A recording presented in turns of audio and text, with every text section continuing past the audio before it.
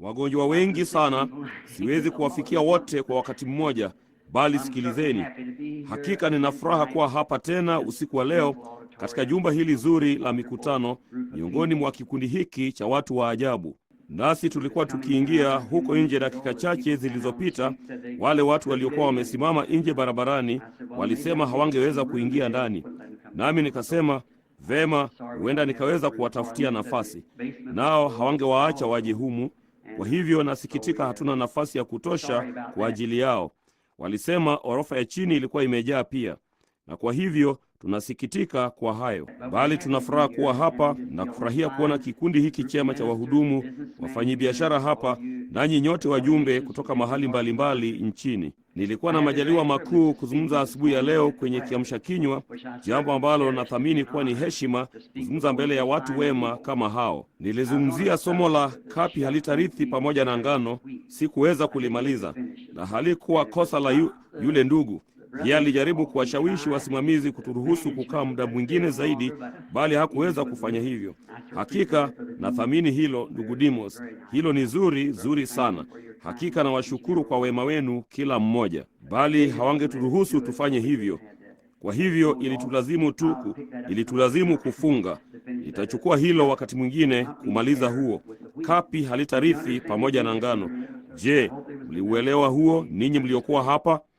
Natumaini kulikuwako ya kutosha kuufanya ueleweke. Sasa najua usiku wa leo kuna mjadala pia, kwa hivyo sitaki kuwaweka hapa muda mrefu hata muukose huo, kwa sababu nafikiri huo hakika ulikuwa muhimu sana kwa waaminio wa Pentekoste, ule mjadala tuliouona hivi majuzi usiku. Kundi zuri sana la watu, majibu mazuri sana, wazi. Ilinifanya kujisikia vizuri sana kuuona huo. Ninatumaini Bwana ataubariki usiku wa leo, na yeyote autazamaye na waamini. Hayo yangekuwa ndio maombi yangu manyoofu. Na ripoti nyingi sana zimekuja leo kutoka katika barua na simu za watu wengi wanaoponywa katika mkutano huu. Na alifurahia hayo sana. Hiyo ni kuona wagonjwa kwa namna fulani ndiyo huduma yangu. Na naja hapa juu kuhubiri. Mnajua mimi si mhubiri, bali mimi nikiwa na hii sarufi yangu ya Kentucky, ake, aiko na maneno hayo yote. Kwa hivyo siwezi kusema kama mtu aitwaye mhubiri wa kisasa wa siku hizi.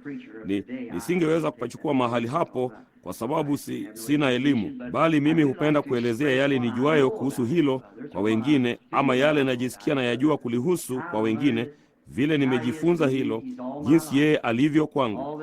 Yeye ndiye maisha yangu yote ambayo ningetarajia kuwa, na mengine mengi zaidi kuliko vile nilivyowahi kuwaza kwamba ingekuwa ni vigumu kupata rafiki kamwe duniani nilipokuwa mvulana mdogo. Bali hakika nashukuru kwa ajili ya marafiki wakuu leo. Mimi ni samahani kidogo, niko kando hapa mahali fulani, alisema. Sasa kuingilia ibada moja kwa moja, hebu tufungue kwa ajili ya kusoma maandiko fulani. Daima napenda kusoma Biblia kwa sababu ni neno la Mungu. Ninaamini hilo, na ninaamini hilo ni neno la Mungu lisilokosea. Na sasa nina maandiko machache yaliandikwa hapa chini na muhtasari ambao ningetaka kurejea kwa dakika chache, labda kwa dakika 45. Ndipo basi tutaondoka kwa wakati mzuri kwenda kuona mjadala huu wa ajabu tena usiku wa leo. Na ninaamini ya kwamba Mungu ataendelea kuwabariki hata mwisho. Na ninajua mnayopaswa kufanya. Nami ninahitajiwa kwenda Tucson kwa motokaa baadaye usiku wa leo. Waona, kwa hivyo mwaweza kuwazia. Hiyo ni safari ya saa 10 kwa motokaa. Na ninaondoka kwenda ng'ambo, na yanipasa kudungwa sindano ya homa ya manjano kwa majaribio asubuhi kwa serikali. Kwa hivyo yanipasa kufika kule. Ilinibidi kuiahirisha hivi majuzi, nao hawatakubali kama jibu tena sasa.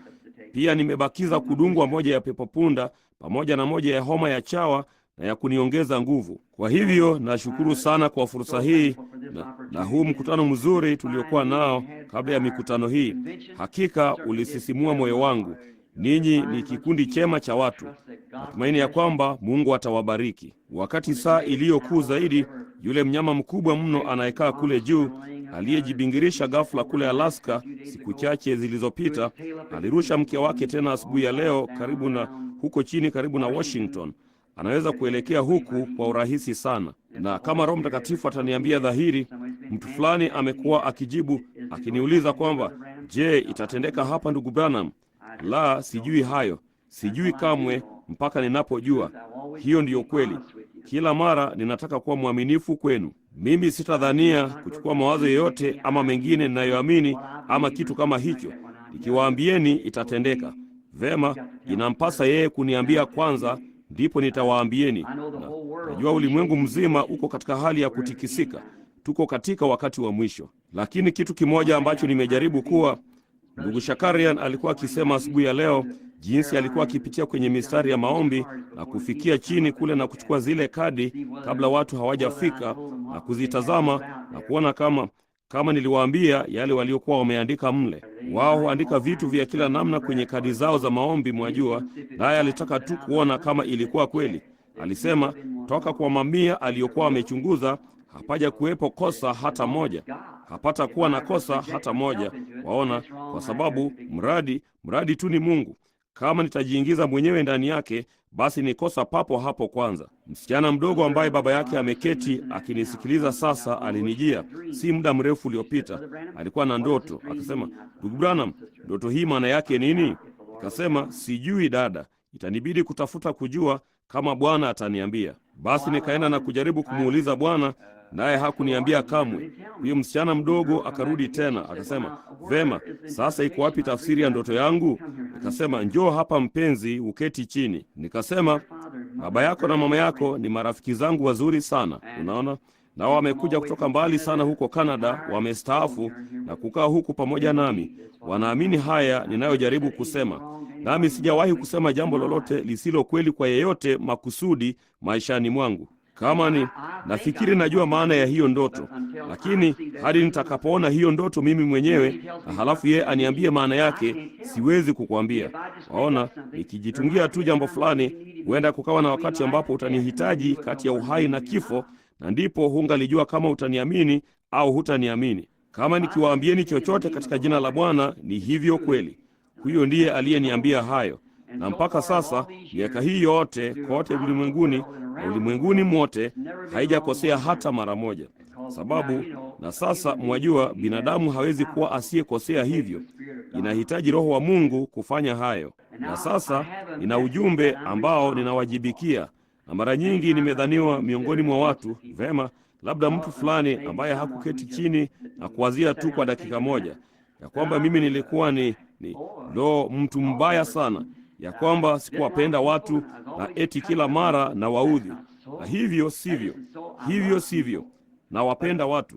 Lakini mwajua, upendo husahihisha. Kama mvulana wako mdogo alikuwa ameketi barabarani pale, nawe ukasema, kipenzi mwanangu, sikutaki nje kule, lakini na huku motokaa zikipita kasi karibu naye, nawe ukamuingiza ndani, akakimbia nje tena, mbona ya kupasa kumrudi?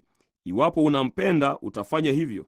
Inakubidi. Kama ukiona mtu akielea mtoni kuelekea maporomoko ya maji katika mtumbwi mdogo, na unajua ya kwamba mtumbwi huo utazama ufikiapo kwenye maporomoko, je, ungelisema, Yohana, wewe labda ya kupasa kuwaza kidogo, labda hutafaulu? Kama ninajua hata faulu, mimi karibu nitamvuta ghafla toka mtumbwini ikiwa ninaweza, kwa sababu ni upendo unaotenda hayo. Na sasa katika jumbe hizi ninazonena, sijaribu kuingiza fundisho lolote ama mengineyo.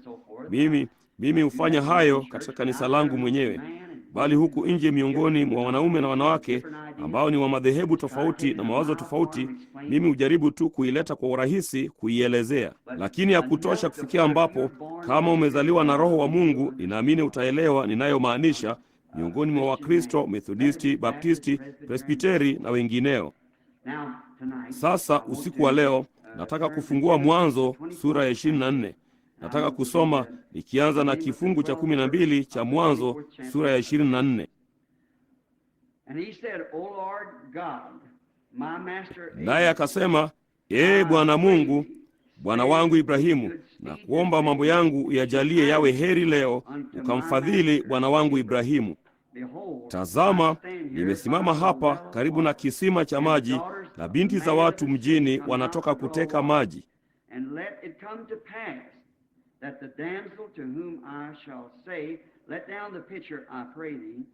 Basi na iwe hivi, yule msichana nitakayemwambia, toa mtungi wako na kuomba ninywe, naye akasema, unywe, nami nitawanywesha na ngamia zako pia. Basi huyu na awe ndiye uliyemchagulia mtumishi wako Isaka, na kwa hayo nitajua umenipa fadhili kwa bwana wangu. Halafu katika kitabu cha Ufunuo, huo ni mwanzo wa Biblia, mwanzo. Sasa katika mwisho wa Biblia nataka kusoma katika sura 21 ya Ufunuo na kifungu cha 9.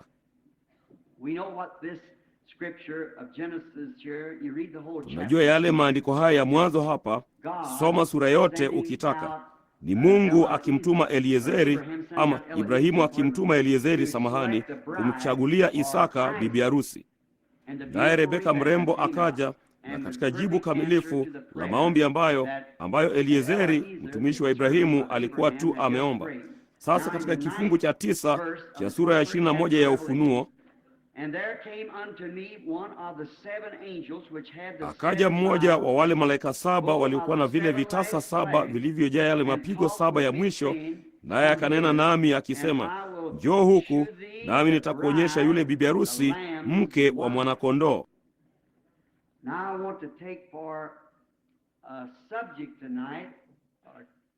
Sasa ninataka kuchukua kwa ajili ya somo usiku wa leo, kwa ajili ya hilo, kuchagua bibi harusi. Na hii ni kama ndugu yangu ambaye hurekodi hapa akipenda, hii ni kanda ambayo unaweza tu kuisambaza. Na sasa katika hii haimaanishi kwamba mimi ninasema hili kwa kusanyiko hili lililopo hapa, bali kanda hizi huzunguka kote ulimwenguni.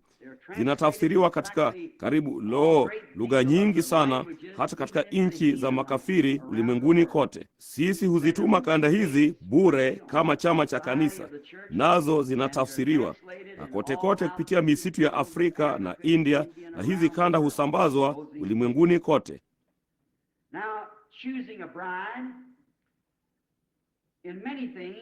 Sasa kuchagua bibi harusi. Katika mambo mengi ya maishani sisi tumepewa chaguo. Njia ya maisha yenyewe ni chaguo. Tuna haki kufanya njia yetu wenyewe, kuchagua njia yetu wenyewe tunayotaka kuishi. Elimu ni chaguo. Tunaweza kujichagulia iwapo tutaelimishwa ama iwapo hatutaelimishwa. Hilo ni chaguo tulilonalo. Mema na mabaya ni chaguo. Kila mwanamume, kila mwanamke, mvulana na msichana inampasa kuchagua iwapo watajaribu kuishi vyema ama hawataishi vyema. Ni chaguo. Chaguo ni jambo kuu. Kikomo chako cha milele ni chaguo. Na huenda ikawa usiku wa leo baadhi yenu watafanya chaguo hilo la mahali ambapo mtaishi milele kabla ibada hii haijaisha usiku wa leo. Kutakuwapo wakati mmoja ambapo kama ulimkataa Mungu mara nyingi, kutakuwapo wakati mmoja utakapomkataa mara ya mwisho. Kuna mstari kati ya rehema na hukumu. Na ni jambo la hatari kwa mwanamume ama mwanamke, mvulana au msichana kuvuka huo mstari, kwa kuwa hakuna kurudi unapovuka mstari huo wa mwisho. Kwa hivyo usiku wa leo huenda ikawa ndio wakati ambao wengi watafanya uamuzi wao mahali watakapoishi milele isiyo na mwisho. Kuna chaguo lingine tulilo nalo maishani. Hilo ni mwenzio wa maisha. Kijana mwanamume au kijana mwanamke anayeingilia maisha amepewa haki ya kuchagua. Kijana mwanamume huchagua, kijana mwanamke ana haki ya kukubali ama kukataa, lakini lingali ni chaguo pande zote mbili. Wote wawili, mwanamume na mwanamke, wana haki ya kujichagulia. Pia una chaguo kama Mkristo. Una chaguo la kanisa hapa Marekani mpaka sasa ambalo waweza kuhudhuria. Hiyo ni haki yako mwenyewe ya Kimarekani kujichagulia kanisa lolote unalotaka kuwa mshirika wake. Hilo ni chaguo. Si lazima uhudhurie lolote la hayo kama hutaki, bali ukitaka kubadilisha kutoka Methodisti kuingia Baptisti ama Katoliki kuingia Protestanti ama chochote kile, hakuna mtu anayeweza kukuambia ama kukufanya uhudhurie kanisa lolote lile. Huo ndio nini? Huo ndio uhuru wetu. Hiyo ndio iliyo demokrasia yetu. Kila mtu anaweza kujichagulia mwenyewe uhuru wa dini, na hilo ni jambo kuu. Mungu atusaidie kuuhifadhi muda mrefu tuwezavyo. Una chaguo pia. Kama unapochagua kanisa hili, unaweza kuchagua kama wewe katika kanisa hili, kama utachagua kanisa ambalo litakuongoza hata kikomo chako cha milele. Unaweza kuchagua kanisa ambalo lina kanuni fulani za imani, hata ukafikiri kwamba kanuni hizo ndizo kile unachotaka hasa, ama kanisa lingine lililo na kanuni zao za imani, na ndipo kuna neno la Mungu. Unachagua kwake. Inakupasa kuchagua. Kuna sheria isiyoandikwa miongoni mwetu ya kuchagua. Naamini ilikuwa Eliya wakati mmoja juu ya mlima Kameli, baada ya lile shindano la kuamua katika saa kuu ya hatari sana ambayo tunakaribia sasa hivi. Labda huenda ikawa kwako ama kwangu usiku wa leo kwamba tufanye chaguo hili kama lile tukio la mlima Kameli. Kusema kweli, nafikiri linaendelea ulimwenguni kote sasa, bali hivi punde utakuwepo wakati ambapo itakulazimu kuchagua.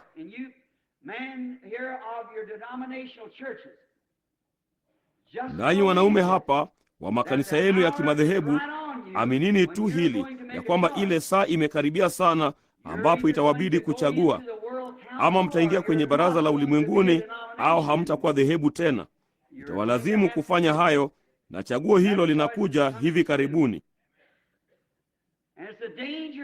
Na ni jambo la hatari kungoja mpaka hiyo saa ya mwisho pia, kwa sababu huenda ukajichukulia jambo ambalo hutaweza kujiondoa kwalo. Unajua, kuna wakati ambapo unaweza kuonywa, ndipo ukivuka huo mstari wa onyo, basi tayari umetiwa alama upande huo mwingine, kupigwa chapa. Kumbuka, mwaka wa yubile ulipofika, basi kuhani aliondoka akipiga baragumu yake ya kwamba kila mtumwa angeweza kuwa huru. Bali kama walikataa kupokea uhuru wao, basi ilimpasa kupelekwa hekaluni penye kizingiti na kutobolewa sikio kwa umma, ndiposa akamtumikia bwana wake siku zote. Ilitiwa kwenye sikio lake kama mfano wa kusikia. Imani chanzo chake ni kusikia. Yeye alisikia ile baragumu, bali hakutaka kuisikiza. Na mara nyingi wanaume na wanawake husikia kweli ya Mungu na kuiona imethibitishwa na kuhakikishwa kuwa kweli, bali hata hivyo hawataki kuisikia. Kuna sababu nyingine, kuna chaguo jingine walilonalo kuliko kukabiliana na kweli pamoja na kanuni za mambo. Kwa hivyo masikio yao yanaweza kuzibwa yasisikie Injili. Hawataisikia tena kamwe. Ushauri wangu kwenu, Mungu anapouzungumzia moyo wako, wewe kubali papo hapo. Eliya aliwapa chaguo ambalo liliwakabili. Chagueni hivi leo mtakaye mtumikia. Mungu akiwa ndiye Mungu, mtumikieni. Bali ikiwa Baali ni mungu, mtumikieni. Sasa kama tunavyoona ya kwamba mambo yote ya kawaida ni mfano wa mambo ya kiroho, kama tulivyopitia katika somo letu asubuhi ya leo, kama jua na tabia zake, hayo yalikuwa ndiyo Biblia yangu ya kwanza. Kabla sijasoma hata ukurasa mmoja kwenye Biblia, nilimjua Mungu, kwa sababu Biblia imeandikwa kila mahali katika maumbile, yanalingana tu na neno la Mungu. Vile ambavyo kifo, kuzikwa, kufufuka kwa maumbile haya, na jua kuchomoza, kupita, kutua, kufa, kufufuka tena. Na mambo mengi sana ambayo tungefananisha Mungu katika maumbile, ambayo hatuna budi kuyaruka kwa ajili ya ujumbe huu. Sasa kama ya kiroho ama ya kawaida ni mfano wa ya kiroho, basi kuchagua bibi harusi kwa maumbile ni mfano wa kuchagua bibi harusi, yule bibi harusi kwa kiroho. Sasa ni jambo zito sana tunapoenda kuchagua mke, mwanamume, kwa kuwa nadhiri hapa ni hata kifo kitakapotutenganisha. Hivyo ndivyo inavyotupasa kuidumisha. Nawe unaweka nadhiri hiyo mbele za Mungu kwamba ni mauti tu yatakayowatenganisha. Nami nafikiri inatupasa, mtu mwenye akili timamu anayepanga maisha yake ya usoni, inampasa kuchagua mke huyo kwa uangalifu sana. Jihadhari unayofanya. Naye mwanamke anayemchagua mume ama anayekubali chaguo la mume, inampasa kuwa mwangalifu sana kwa yale anayofanya, na zaidi sana siku hizi. Mwanamume yampasa kufikiria na kuomba kabla hajamchagua mke. Nafikiri siku hizi zilizo na visa vingi sana vya talaka sasa, kwamba tunaongoza ulimwenguni huku Marekani katika visa vya talaka. Tunaongoza ulimwengu wote. Kuna talaka nyingi sana hapa kuliko kwingine kote taifa hili, na linasemekana na kudhaniwa kuwa taifa la Kikristo. Ni fedheha jinsi gani mahakama zetu za talaka. Nafikiri sababu yake ni kwamba wanaume wamemwacha Mungu na wanawake wamemwacha Mungu. Na tunaona ya kwamba kama mwanamume aliomba na mwanamke akaomba juu ya jambo hilo, sio tu kuangalia macho marembo ama mabega makubwa yenye nguvu ama vitu kama hivyo ama vivuto vingine vya ulimwengu, bali wangemtazama Mungu kwanza na kusema, Mungu, je, huu ni mpango wako?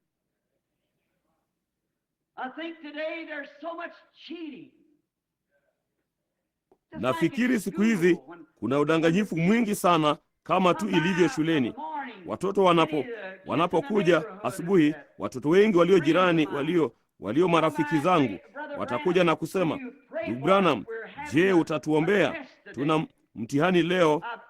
Nimesoma usiku kucha na sioni kama nimetosheka. Niombee. Nafikiri ya kwamba mwanafunzi yeyote wa shule, kama ungeweza, na wazazi mezani asubuhi, ungeweza kusema, Mama, Yohana ana mtihani leo, hebu tumuombee sasa. Ninafikiri hiyo ingeshinda yale yote ungeliweza kufanya kwa njia nyingine yoyote, ama kuchungulia karatasi ya mtu mwingine na kudanganyia. Nafikiri kama ungekuja tu na kuombea jambo hilo. Na laiti tungechunguza yale tunayotenda wakati tunapoenda kuoana, tunapojichagulia wake zetu, waume zetu. Laiti tungeyachunguza kwa makini. Mwanamume yampasa kuomba kwa bidii sana, kwa maana anaweza kuangamiza maisha yake yote. Kumbuka, nadhiri ni hata kifo kitakapotutenganisha, naye angeweza kuangamiza maisha yake kwa kuchagua vibaya.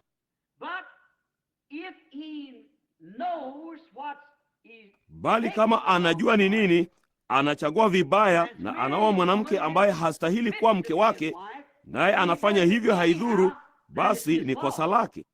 Mwanamke akimchukua mwanamume naye anajua ya kwamba hafai kuwa mume wako, basi hilo ni kosa lako mwenyewe, baada ya kujua yaliyo mema na mabaya.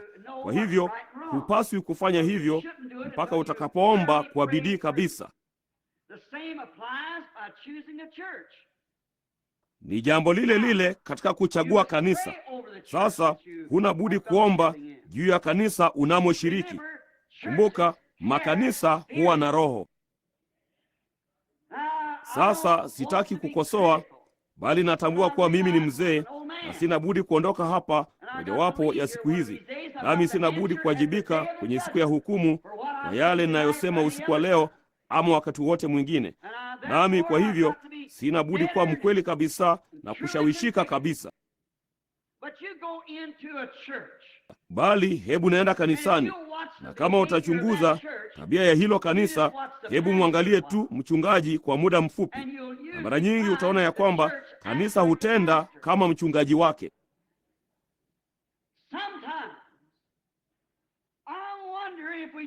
Wakati mwingine mimi hushangaa iwapo hatupati roho ya sisi kwa sisi badala ya Roho Mtakatifu.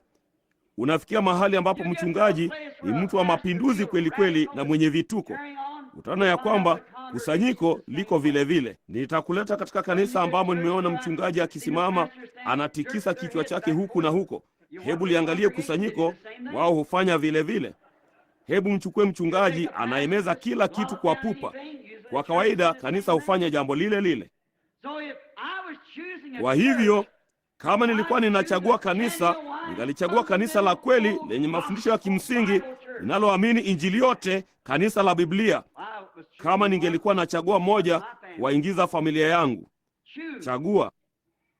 Niliwaangalia wavulana hivi majuzi, mwana wa ndugu Shakarian pamoja na mkwewe walinipandisha hapa kuombea jamaa mdogo mwimbaji, mtoto wa watu. Alikuwa tu amerudi, Fred Barker, hilo ndilo jina lake. Alikuwa tu amerudi kutoka safarini, nao wakanipigia simu ya kwamba Fred alikuwa yuafa. Ndiposa kabla sijaifikia ile nyumba, mjumbe mwingine ukaja, huenda amekufa sasa hivi. naye akasema alikuwa na kutokwa na damu kwenye ubongo, naye alikuwa amepooza na alikuwa iwafa, na mkewe alitaka mimi nimwombee. Nami nikawaza, lo, nikijaribu kuruka kwa ndege, yeye atakuwa amekufa kabla sijafika kule, na huenda amekufa sasa. Kwa hivyo nikapiga simu haraka na kumpata maskini yule mama kwenye simu, na tukaiweka ile simu kwenye sikio la Fred. Hangaliweza kumeza, walimfanyia kumeza kwa mpira, na tulipomwombea alisema, akaashiria ukatolewe kooni mwake, angeweza kumeza. Madaktari hawakuamini hilo, wakautoa, naye angeweza kumeza. Alikuwa ameketi hivi majuzi. Kanisa kuchagua kanisa. Simu iliingia tu muda mfupi uliopita asubuhi ya leo. Mshiriki wa kanisa langu ambaye hasa ni mwanamke Mbaptisti kutoka Louisville alifariki mapema asubuhi ya leo. Na kanisa langu nyumbani, kikundi halisi cha watu waliowekwa wakfu, walikutanika pamoja na kwenda huko chini kabla mwenye kutayarisha mazishi hajamtia dawa asioze.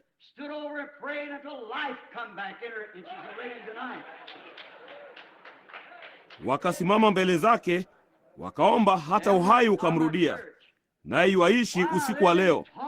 Wazee wa kanisa langu, Bwana, wamefundishwa kuamini ya kwamba mambo yote yanawezekana, wanamjia Mungu kwa uaminifu. So you must make the right choice. Again, the kind of woman that a man would choose. Kwa hivyo lazima ufanye chaguo sahihi. Pia aina ya mwanamke ambaye mwanamume atamchagua itaonyesha malengo yake na tabia yake. Kama mwanamume akichagua mwanamke asiyefaa, inaonyesha tabia yake, na kile anachojifunganisha nacho kinaonyesha kilicho ndani yake kweli. Mwanamke huonyesha kilicho ndani ya mwanamume anapomchagua kuwa mkewe, inaonyesha kilicho ndani yake. Haijalishi anayosema kule nje, tazama alichooa. Ninaenda kwenye ofisi ya mtu, naye anasema yeye ni Mkristo. Picha zimebandikwa kote kote ukutani, ule muziki wa rumba ukiendelea. Sijali anayosema, siamini ushuhuda wake, kwa sababu roho yake inalishwa kwa hayo mambo ya ulimwengu.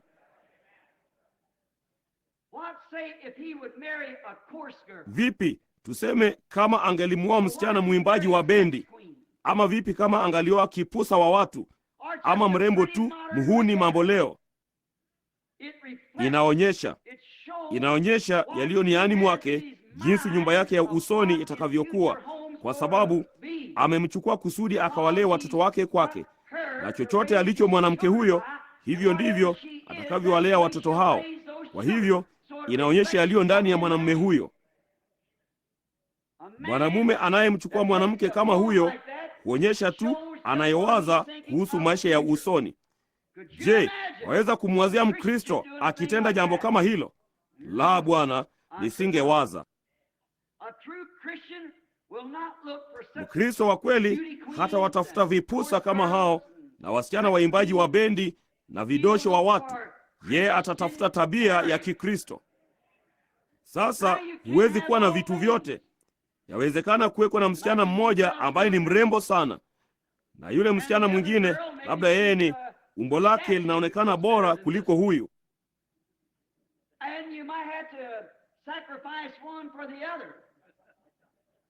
Basi huenda ikakulazimu kujinyima mmoja kwa ajili ya huyo mwingine.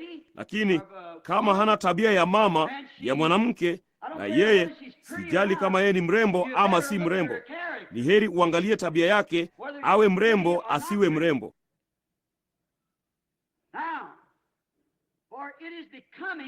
Sasa kwa kuwa inafaa, kama Mkristo angechagua mke, inampasa kuchagua mwanamke halisi aliyezaliwa mara ya pili. Haijalishi anavyoonekana, ni kile alicho ndicho kinamfanya. Na ndipo pia hiyo inaonyesha tabia yake mwenyewe ya kiungu, na inaonyesha kilicho niani mwake na yatakayotukia siku za usoni, kwani familia yake itakuzwa na mwanamke kama huyo kwa ajili ya mipango yake ya usoni ya nyumba yake. Kama akiwa mmoja wa hawa vipusa wahuni mambo leo, vidosho wa watu, angetarajia nini? Ni nyumba ya namna gani mwanamume angetarajia kuwa nayo? Kama akiwa msichana ambaye hana uadilifu kutosha kukaa nyumbani na kutunza nyumba, na anataka kufanya kazi huko nje katika ofisi ya mtu fulani, huyo atakuwa mtunza nyumba wa aina gani? Utakuwa na mayaya na kila kitu kingine. Ni kweli.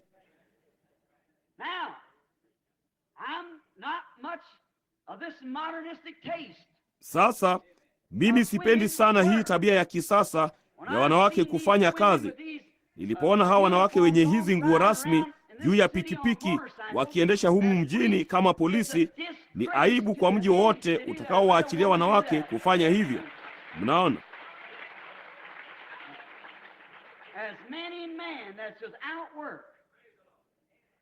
Mnaona? Huku wanaume wengi wakiwa hawana kazi. Inaonyesha mawazo ya kisasa ya mji wetu. Inaonyesha kushuka kwa uadilifu. Haitupasi kuwa na wanawake hao huko nje namna hiyo. Hawana shughuli zozote huko nje namna hiyo. Mungu alipompa mwanamume mke, alimpa kitu kizuri kuliko vyote ambavyo angaliweza kumpa nje ya wokovu. Bali mmoja aendapo kujaribu kuchukua mahali pa mwanamume, basi yeye ni karibu kitu kibaya kuliko vyote ambavyo angaliweza kuvipata. Sasa hiyo ni kweli. Mnaona? Sasa tunaweza kuona matumizi ya kiroho. Najua hiyo ni mbaya, unafikiri ni mbaya, bali ni kweli. Hatujali ni mbaya jinsi gani, inatubidi kukabiliana na mambo yalivyo. Hivyo ndivyo Biblia inavyofundisha. Unaona? Sasa sisi hapa tunaona waziwazi mpango wa kiroho wa mpangilio wa Mungu kwa ajili ya makao yake ya usoni pamoja na bibi harusi wake wa usoni ukionekana sasa. Kama mwanamume akimwoa kidosho wa watu, unaona kile anachotazamia siku zijazo. Mwanamume akimwoa mwanamke ambaye hatakaa nyumbani, unaona yale anayotazamia siku za usoni. Na mimi wakati mmoja, hili linasikika kuwa baya sana, najisikia tu niliseme. Na mimi kwa kawaida ninapojisikia niseme jambo, yani pasa niliseme. Na kwa kawaida huwa ni njia ya Mungu. Nilizoea kwenda na mfugaji ambaye nilifanya kazi naye kununua ng'ombe. Basi nikaona yule mzee kila mara alitazama moja kwa moja usoni mwa mtamba wa ng'ombe kabla hajaenda kumnadia. Kisha akakipindua kichwa chake na kumtazama huku na huko. Nikamfuata, nikamtazama. Naye akamtazama juu chini kama alionekana mzuri kwa umbo.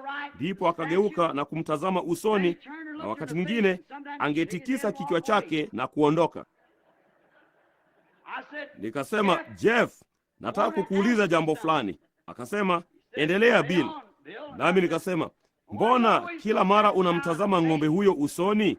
Nikasema, anaonekana mzuri, ng'ombe mzito, mzuri. Kasema, nataka kukuambia ewe mvulana, una mengi ya kujifunza. Nami nikafahamu hilo baada ya yeye kuniambia. Kasema, sijali alivyoumbika, huenda akajaa nyama mpaka kwenye kwato, lakini akiwa na hayo macho jeuri usoni mwake, kamwe usimnunue.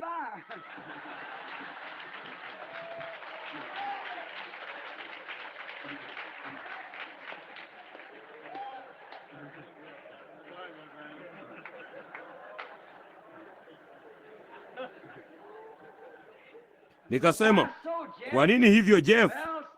Vema, kasema, jambo la kwanza ni kwamba, kasema, yeye hatatulia kamwe.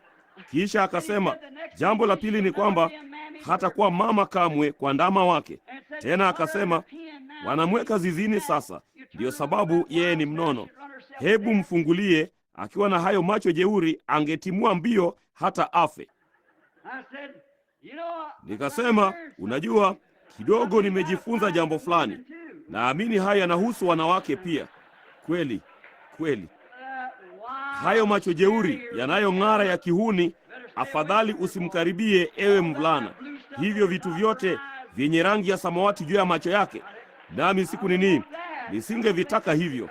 Sidhani hivyo vinafaa kwa Mkristo. Sijali vipi televisheni na magazeti yanavyosema ni virembo, ndicho kitu cha kuchukiza kuliko vyote, cha kutisha mno nilichowahi kuona maishani mwangu. Nilipoviona hivyo kwa mara ya kwanza hapa katika hoteli ya Clifton asubuhi moja kwenye kiamsha kinywa, naliona baadhi ya wasichana wakija.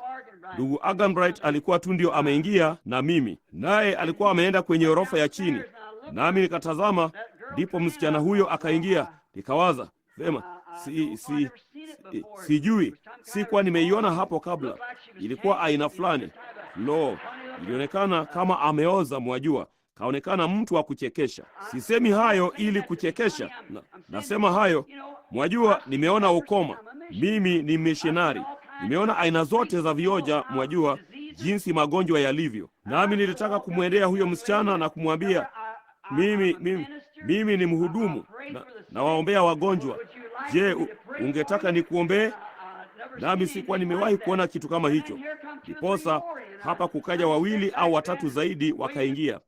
Kwa namna fulani nikarudi nyuma basi na kungojea. Naye ndugu Aganbright akaja.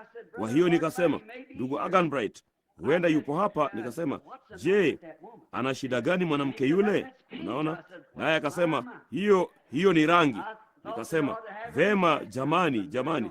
Unaona, nilifikiri inawapasa kumweka kwenye hospitali ya maradhi mabaya mahali fulani, mwajua, asije akaambukiza wanawake wengine wote.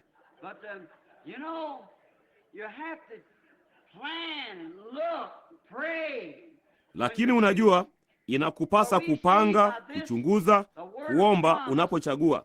Kwa kuwa tunaona kwa hili neno la ahadi, yeye bibi harusi ambaye mwanamume atamchagua ataonyesha tabia yake, inaonyesha kilicho ndani yake. Sasa waweza kuwazia mwanamume aliyejazwa na Roho Mtakatifu akichukua kitu kama hicho kuwa mkewe? Sioni hiyo, ndugu. Sasa labda mimi ni mzee tu mwenye kinyongo, bali wajua, siwezi kuelewa hilo kamwe. Waona, tazama, kwa kuwa itaonyesha yaliyomo ndani yake. Huyo atamsaidia kutengeneza makao yake ya siku za usoni.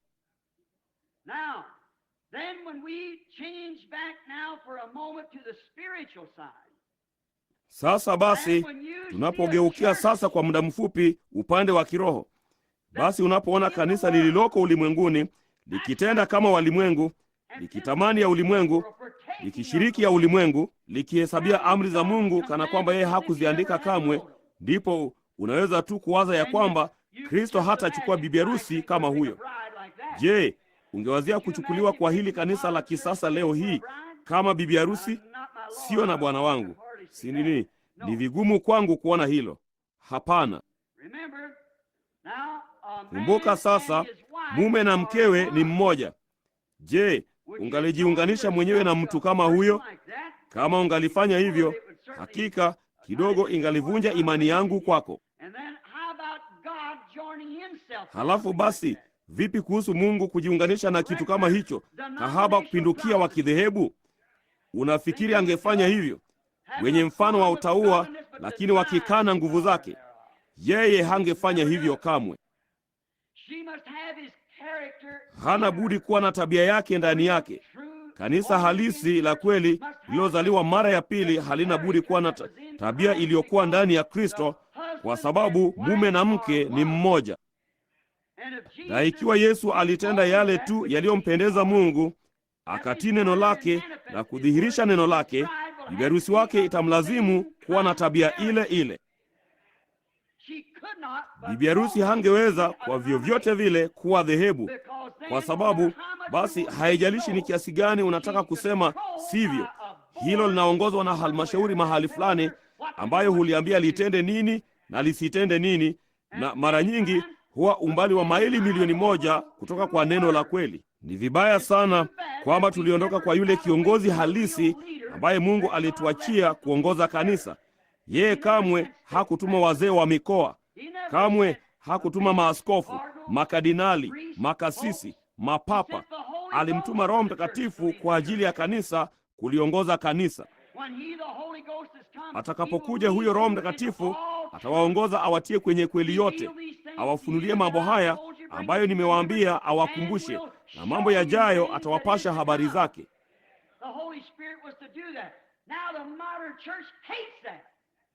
Roho Mtakatifu alikuwa afanye hivyo.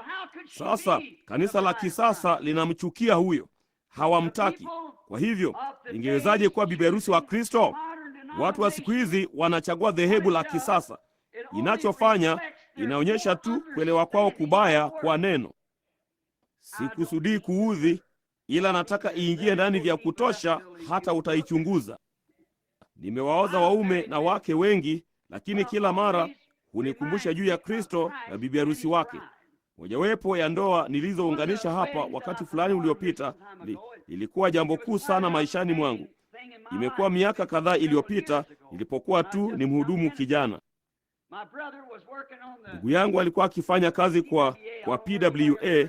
Sijui kama yeyote anakumbuka huo bado au la, yeyote aliye mzee kama mimi. Na huo ulikuwa mradi ambao serikali ilikuwa nao. Naye ndugu yangu alifanya kazi kule maili 30 hivi. Walikuwa wakichimba maziwa fulani, mradi wa uhifadhi. Na kulikuwa na mvulana mmoja aliyefanya kazi huko pamoja naye, aliyetoka Indianapolis, karibu maili 100 juu ya Jeffersonville ambako mimi naishi ama nilikoishi. Na palikuwa na, akamwambia ndugu yangu siku moja, akasema, Doc, akasema, nitaoa kama tu ningalipata fedha za kutosha kulipa mhubiri. Akasema, nina fedha za kutosha kugharamia hati yangu, lakini akasema sina fedha za kutosha kumlipa mhubiri. Doc akasema, vema, ndugu yangu ni mhubiri na anaweza kukuoza. Akasema yeye halipishi watu kwa vitu kama hivyo. Akasema, je, utamuuliza kama atanioza? Vema, usiku huo ndugu yangu akaniuliza. Nikasema, iwapo hajaoa kamwe hapo mbeleni, mmoja wao hawa wawili, nao ni kila kitu kiko sawa. Akasema, vema, naam, nitamuuliza. Nami nikasema, kama ndivyo ilivyo, mwambie aje huku chini. Kwa hiyo Jumamosi ilipofika, ndipo huyo mvulana akaja. Limekuwa ni jambo kuu kwangu kila mara kukumbuka jambo hili. Alasiri yenye mvua na motokaa iliyochakaa ya Chevrolet ambayo mataa yake yalishikiliwa kwa waya ikaja moja kwa moja hapo mbele. Muda mfupi tu baada ya kifo cha mke wangu, nami nilikuwa nikiishi kama kapera, vyumba viwili vidogo. Naye Doc alikuwa huko pamoja nami tukiwangojea. Ndipo mvulana mmoja akatoka kwenye motokaa ile, na hakika hakuonekana kama bwana harusi kwangu mimi ama kwa yeyote yule nadhani. Naam, ningeweza kununua jozi nzuri ya viatu kwa $1.50.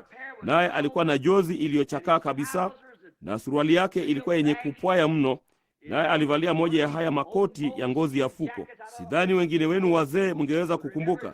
Ilionekana kana kwamba ilikuwa limepitishwa kwenye mtambo wa kufua nguo bila kukamuliwa, na lilikuwa na milia limefungwa hivi pembeni juu. Ndipo msichana mdogo akatokea upande mwingine, amevalia baadhi ya hizi nguo ndogo zenye miraba.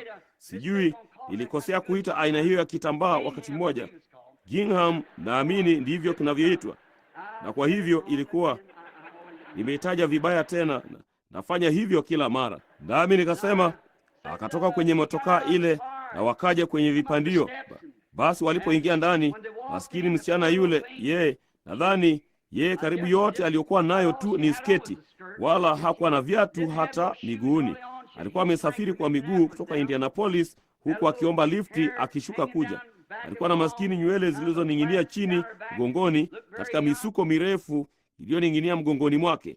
Alionekana mchanga sana. Nami nikamwambia, je, wewe umetosha umri wa kuolewa? Akasema, naam bwana. Kisha akasema, nina kibali changu kilichoandikwa na baba yangu pamoja na mama. Akasema, ilinibidi kukionyesha mahakamani hapa kusudi nipate hati yangu. Nikasema, vema. Nikasema, ningetaka kuzungumza nanyi kidogo kabla ya kuunganisha ndoa hii. Wakaketi. Yule mvulana akazidi kutazama huku na huku chumbani. Alihitaji kukatwa nywele vibaya sana, naye akazidi kutazama huku na huku chumbani. Hakuwa akinisikiza mimi. Nikasema, mwanangu, nakutaka usikize yale ninayosema. Kasema, naam bwana. Nami nikasema, je, unampenda msichana huyu? Akasema, naam bwana, nampenda. Nikasema, nawe wampenda? Naam bwana, nampenda. Nikasema, sasa kuna mahali pa kumpeleka baada ya kumuoa? Akasema, naam bwana. Nikasema, vema. Sasa nikasema, nataka kuwaulizeni jambo fulani. Nasikia unafanya kazi huku juu kwa hii PWA. Naye akasema, naam bwana, hiyo ni kama $12 kwa juma moja. Nikasema, unafikiri unaweza kumpatia riziki? Akasema, nitafanya yote niwezayo. Nami nikasema, Vema, hiyo ni sawa. Kisha nikasema, sasa vipi kama akiondoka vipi kama akipoteza kazi hii dada? Utafanya nini? Utatoroka urudi nyumbani kwa mama, baba? Yeye akasema, la bwana, nitakaa pamoja naye.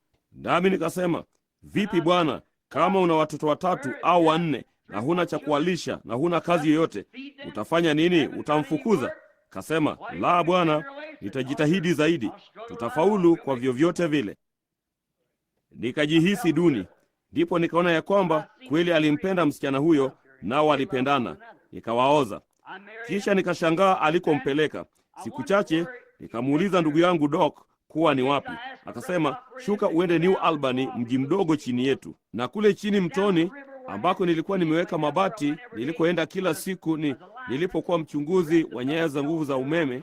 Kwa hivyo wakati watu wengine wote wanapoketi chini na kufanya mizaha na mingineyo, ningeingia ndani ya gari na kukimbia mbio mtoni na kuomba wakati huo humo ndani na kusoma Biblia yangu chini ya kipande kikubwa cha mabati ambapo kiwanda cha chuma kilikuwa. Kuna mabehewa makuukuu kule. Basi jamaa huyo alikuwa ameenda kule chini na kujitwalia moja ya haya mabehewa na kujitengenezea mlango kwake. Na alikuwa amechukua gazeti na misumari yenye kofia. Ni wangapi wanaojua msumari wenye kofia? Basi hamna wa Kentucky hapa.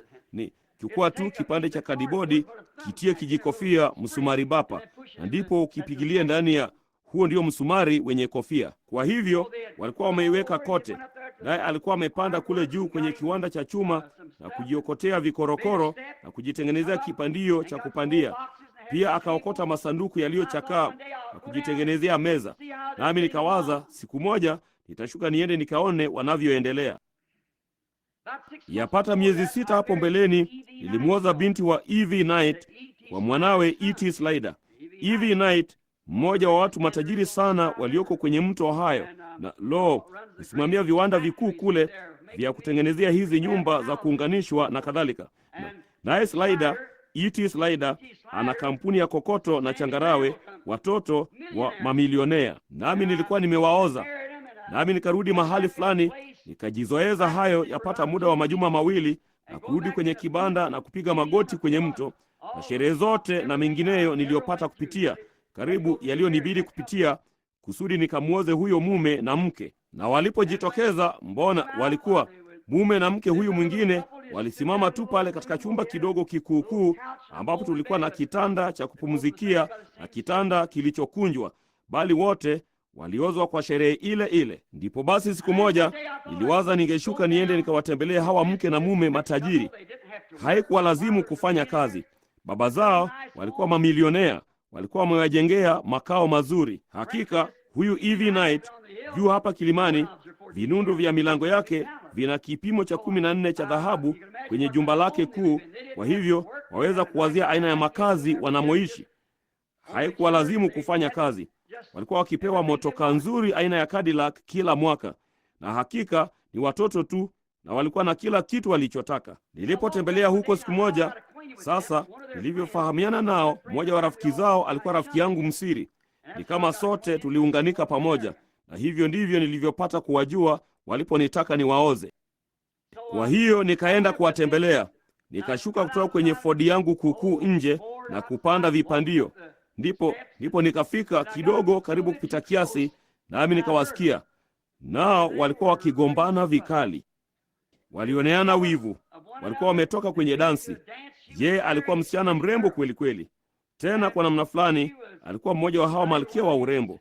Alishinda tuzo nyingi sana kule na kupata motokaa kadhaa na kadhalika, kwa kuwa malkia wa urembo. Nami nikawatazama, na mmoja alikuwa ameketi kwenye kona moja na mwingine kona nyingine, wakigombania mvulana fulani ambaye alikuwa amecheza dansi naye, ama msichana fulani kitu fulani. Nilipoingia, wakaruka upesi sana na kushikana sakafuni, mikono yao sakafuni, wakatembea wakija mlangoni. Kasema, naam, uhali gani hapo ndugu Branham, unaendeleaje?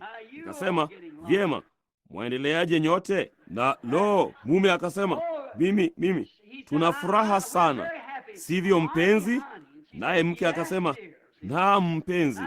Unaona sasa, unajivika jambo lisilo halisi. Sasa huwezi kupata joto kwa moto uliochorwa, kama baadhi ya haya makanisa yanayojaribu kuchora Pentekoste ya jambo lilotendeka miaka 1000 iliyopita ama miaka 2000 iliyopita. Huwezi kupata joto kwa moto uliochorwa. Pentekoste ni halisi tu leo kama ilivyokuwa wakati ule. Unaona? Naam. Ule moto ungali unashuka.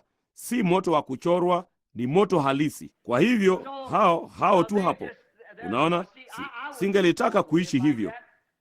Nikawaza, unajua, chini tu ya lile genge na kule kwenye mto, hapo ndipo wale wengine wawili walikoenda.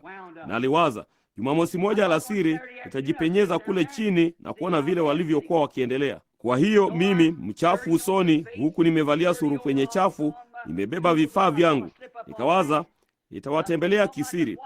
Nilijipenyeza kwa siri kana kwamba nilikuwa nikichunguza mipira ya kufunikia nyaya za nguvu za umeme zilizokatwa na radi ama kitu kingine, na huku nikitembea karibu na waya wa simu, nyaya za umeme mtoni. Na ile pale Chevrolet iliyochakaa ilikuwa mbele ya nyumba. Yapata mwaka mmoja baadaye, baada ya kuwaoza, na kulikuwa na mlango ulikuwa wazi, nami ningeweza kuwasikia wakizungumza. Kwa hivyo hii yasikika kama mnafiki, bali nilisongea karibu vya kutosha hata niliweza kusikiza, kuona yale waliokuwa wakisema. Nikasimama pale, nami ninataka tu kujua mimi mwenyewe. Ninapenda kuchunguza na kuwa na hakika kwamba ninafahamu yale ninayonena habari zake. Hivyo ndivyo nifanyavyo kuhusu neno la Mungu. Ni kweli ama si kweli? Je, yeye atatimiza neno lake ama hatimizi neno lake? Kama hatimizi neno lake, basi yeye si Mungu. Unaona? Yeye hutimiza neno lake, yeye ni Mungu. Unaona? Na kwa hivyo ninataka kuona vile walivyokuwa wakiendelea. Ndipo nikanyemelea kando kando, polepole sana. Nikamsikia yule mume akisema, mpenzi, nilitaka kukununulia hiyo sana. Mke akasema, tazama sasa mpenzi, akasema, nguo hii yatosha. Akasema, mbona hii ni nzuri tu. Akasema, nashukuru kwa hayo, lakini unaona, nikajipenyeza karibu ili niweze kuchungulia kwa mwanya ambapo mlango ulikuwa umefunguliwa kule kwenye lile behewa. Naye huyo hapo ameketi mle ndani na mkewe pajani mwake. Amemkumbatia, naye mke amemkumbatia. Naye alikuwa na moja ya hizi kofia za kale kama tarai, na alikuwa ametoboa kishimo kidogo na akaibofya ndani sehemu ya juu, naye akatoa mshahara wake ndani humo. Alikuwa ameziweka mezani. Akasema, hizi ni za vyakula, hizi ni za bima, na hizi ni za motokaa. Nao hawangeweza kukimu mahitaji yao yote. Nikagundua alikuwa ameona gauni dogo huko dukani. Alikuwa amelitazama kwa majuma kadhaa, ambalo liligharimu $1 na kitu. Alitaka kulinunua. Akasema, vema mpenzi, ungeonekana mrembo sana kwa hilo. Kisha akasema, naye akasema, lakini mpenzi, nina gauni. Hakika silihitaji. Mnaona? Ndipo maskini malkia huyo. Nikarudi nyuma na kutazama juu. Ningeweza kuona mnara juu ya ile nyumba nyingine. Nikasimama pale na kutazama kwa dakika chache. Nikawaza, ni nani tajiri? Nikawaza, kama Bill Branham ukitaka kuchukua mahali, ungeenda wapi? Kwangu mimi, singechukua kile kitu cha kupendeza kule juu kilimani. Ningelichukua mtu huyu hapa chini kama mjenzi halisi wa nyumba. Mtu aliyenipenda na kukaa pamoja nami. Mtu aliyejaribu kujenga nyumba bila kukukamua kwa kila kitu kwa ajili ya umaridadi. Na mtu aliyekuwa pamoja nawe, aliye sehemu yako. Hiyo daima imedumu nami, ya jinsi hayo yalivyokuwa. Mmoja alimchagua msichana mrembo, huyo mwingine akachagua tabia nzuri. Sasa hivyo tu ndivyo unavyoweza kuchagua. Kwanza tafuta tabia, na ndipo kama unampenda vema. Tazama, Adamu wa kwanza wa Mungu hakuwa na chaguo lolote la mke wake. Hakupata chaguo.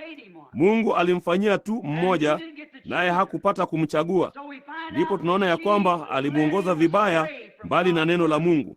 Yeye hakupata kuombea jambo hilo. Yeye si kama wewe na mimi. Hakupata chaguo. Na pia kwa kutenda hayo, akamwondoa kwenye mahali pake panapofaa kama mwana wa Mungu. Naye alitenda hayo kwa kumwonyesha njia ya kisasa zaidi ya maisha, jambo ambalo hakika hawakupaswa kufanya. Lakini tabia yake ilionyesha ya kwamba mke alikuwa amekosea. Malengo yake na shabaha zake zilikuwa mbaya hasa. naye akamshawishi kwa hoja zake kwamba ile nuru mpya ya kisasa ambayo alikuwa amepata, ambayo ilikuwa kinyume na neno la Mungu, ilikuwa njia bora zaidi ya kuishi. Na ni wanawake wangapi leo na vile wanaume ambao wangeweza kumwondosha mwanamke mzuri kwa Mungu ama kumwondosha mwanamume mzuri kwa Mungu kwa kujaribu kumwambia dini hii, enyi wavulana wa Kipentekoste, dini hiyo. Wao husema, lo, hiyo ni ya mtindo wa kale, ni ukungu wa kale, usiamini hiyo. Heri uombe kwa bidii kabla hujamuoa msichana huyo. Sijali yeye ana sura nzuri jinsi gani, na mwanamume pia. Yeye alimshawishi kuacha mapenzi ya Mungu na kumfanya atende jambo ambalo haikumpasa kutenda, na kwa hilo akasababisha mauti kwa jamii yote ya binadamu. Hiyo ndiyo sababu Biblia inamkataza kufundisha ama kuhubiri ama kushughulikia neno la Mungu kwa njia yoyote. Najua kina dada wengi wenu husema, Bwana aliniita kuhubiri. Sitabishana na wewe, bali nitakwambia neno linasema haikupasi kufanya hivyo. Hata fundisha ama kutoa mamlaka yoyote, bali yampasa kuwa kimya. Vema, unasema Bwana aliniambia nifanye hivyo. Silitilii hilo shaka hata kidogo. Je, mlisikia ujumbe wangu hivi majuzi usiku kuhusu Balaamu?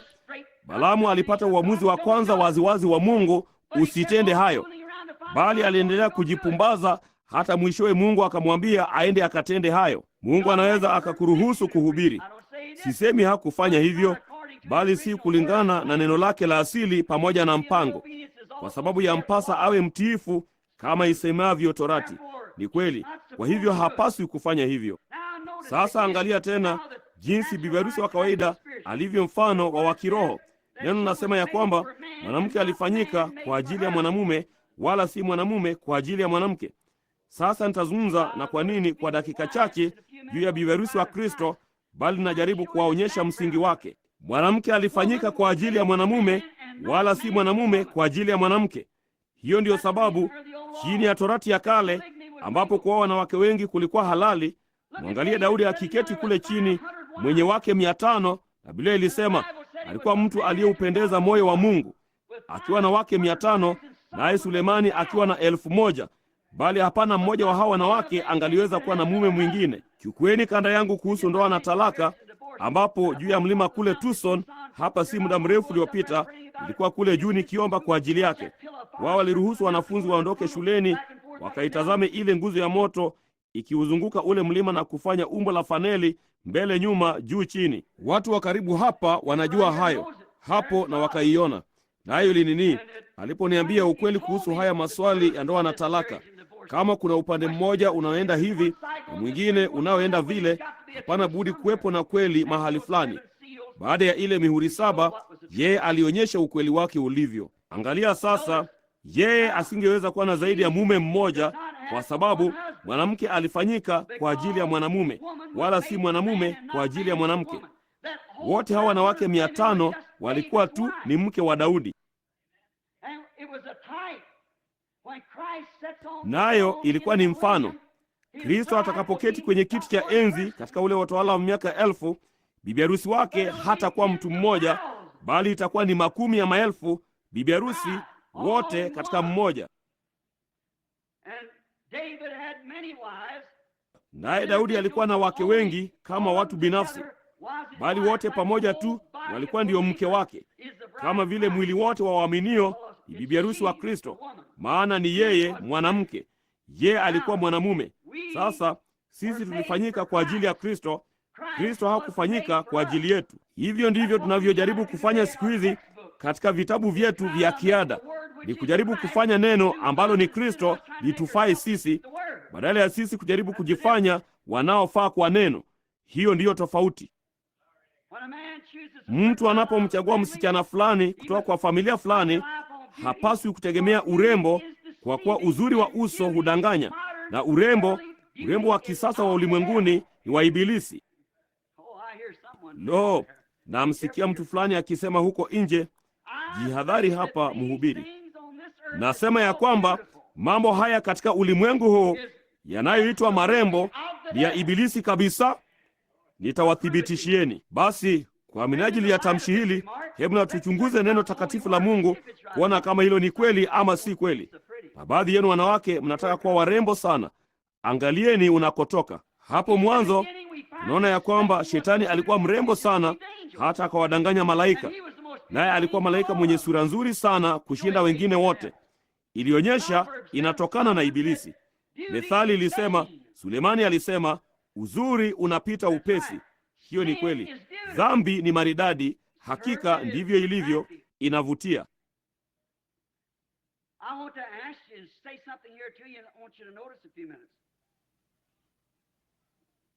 Nataka kuwaulizeni na kuwaambieni jambo fulani hapa. Ninawatakeni muone kwa dakika chache. Katika spisi zote ulimwenguni, ndege, wanyama, tunaona ya kwamba katika maisha ya wanyama wote isipokuwa wanadamu ni wa kiume walio maridadi na si wa kike. Mbona hivyo?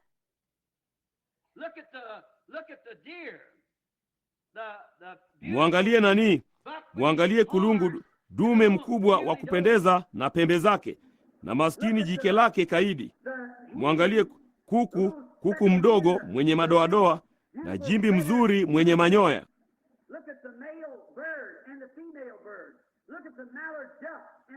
Muangalie ndege wa kiume na ndege wa kike. Muangalie bata mwitu wa kiume na wa kike. Unaona, na hamna spishi hata moja ulimwenguni aliyeumbwa awezaye kudanganya na kujidunisha kama mwanamke. Sasa dada, usiamke na kuondoka. Ngojea tu mpaka tusikie mwisho wa hili. Unaona, hapana chochote, hamna jike lolote mbali na mwanamke linaloweza kuwa zinifu. Mnamwita mbwa mzembe, mnamwita nguruwe mwitu jike, bali kwa uadilifu wana uadilifu mwingi kuliko nusu ya wachezaji mashuhuri wa sinema hapa nje. Hawawezi kuwa chochote kile ila waadilifu.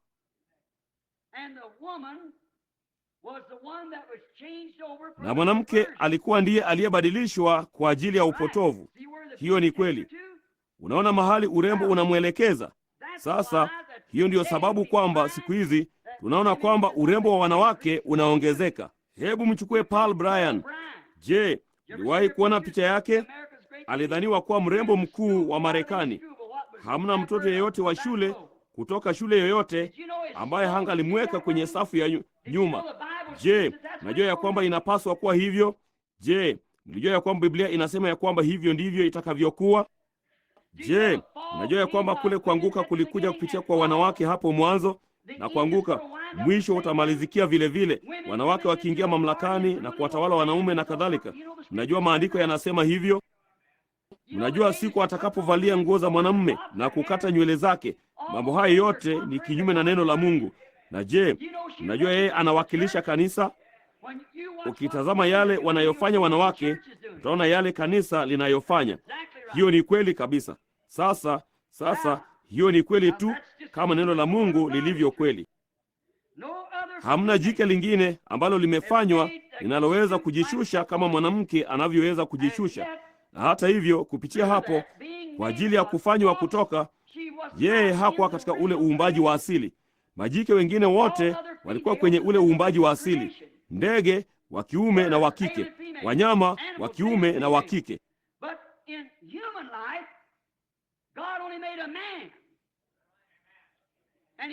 Bali katika maisha ya binadamu, Mungu aliumba mwanamume pekee, naye akatoa kutoka kwake. Basi mwanamke ni kiumbe kilichotoka kwa mwanamume, kwa sababu Mungu hakuanzisha kitu kama hicho. Chunguza maandiko. Ni kweli kabisa. Mungu, la Bwana, katika uumbaji wake wa asili. Mwanamke aliwekwa nje kule, lakini akiweza kusimama imara. Ni thawabu kuu jinsi gani alionayo kuliko mwanamume. Yeye amewekwa mahali pa majaribu. Kupitia yeye kikaja kifo. Yeye ana hatia kwa ajili ya vifo vyote. Lakini basi Mungu akageuka na kumtumia mmoja kurudisha uzima tena. Akamleta mwanawe kupitia mwanamke aliye mtiifu. Lakini aliye mbaya ni muovu kuliko chochote kilichopo. Hakuna kitu kinachoweza kuwa duni hivyo. Kaini, mwana wa Shetani, alidhani kwamba Mungu alikubali urembo. Anadhani hivyo siku hizi. Kaini alikuwa mwana wa Shetani. Lo, sasa unasema hatutaingilia hilo kwa kina, bali hebu nikutatulie tu. Biblia ilisema, je, alikuwa wa yule muovu. Kwa hivyo hiyo yatosha. Vema, sasa yeye alikuwa mwana wa Shetani, naye alidhani ya kwamba kuingiza madhabahu na kuyafanya maridadi sana kwa kuabudia, hiyo ndiyo Mungu angeheshimu. Wao wanawaza jambo lile lile siku hizi. Hakika hili, tunajenga jengo kubwa, tutakuwa na madhehebu makubwa, tutajifanyia jengo lililo kubwa zaidi, na watu waliovalia nadhifu kuliko wote, makasisi waliostaarabika kuliko wote. Wakati mwingine Mungu yuko umbali wa maili milioni 10 kutoka kwake. Hiyo ni kweli, ingawaje ni kanisa. Kwa hivyo, ikiwa Mungu anaheshimu tu ibada, unyofu, sadaka, Kaini alikuwa mwenye haki tu kama Habili alivyokuwa, bali ilikuwa ni kwa ufunuo ambapo alielewa ya kwamba walichokula wazazi wake si matofaa. Nitasema jambo hapa ambalo halionekani zuri kwa mhudumu, bali nitalisema haidhuru. Mimi huwasikia hao wengine wakisema mambo, wakifanya mizaha midogo. Si kusudi. Nilisema haya hata hivyo. Kama kula matofaa kuliwafanya wanawake wajue walikuwa uchi, ni afadhali tusambaze matofaa tena.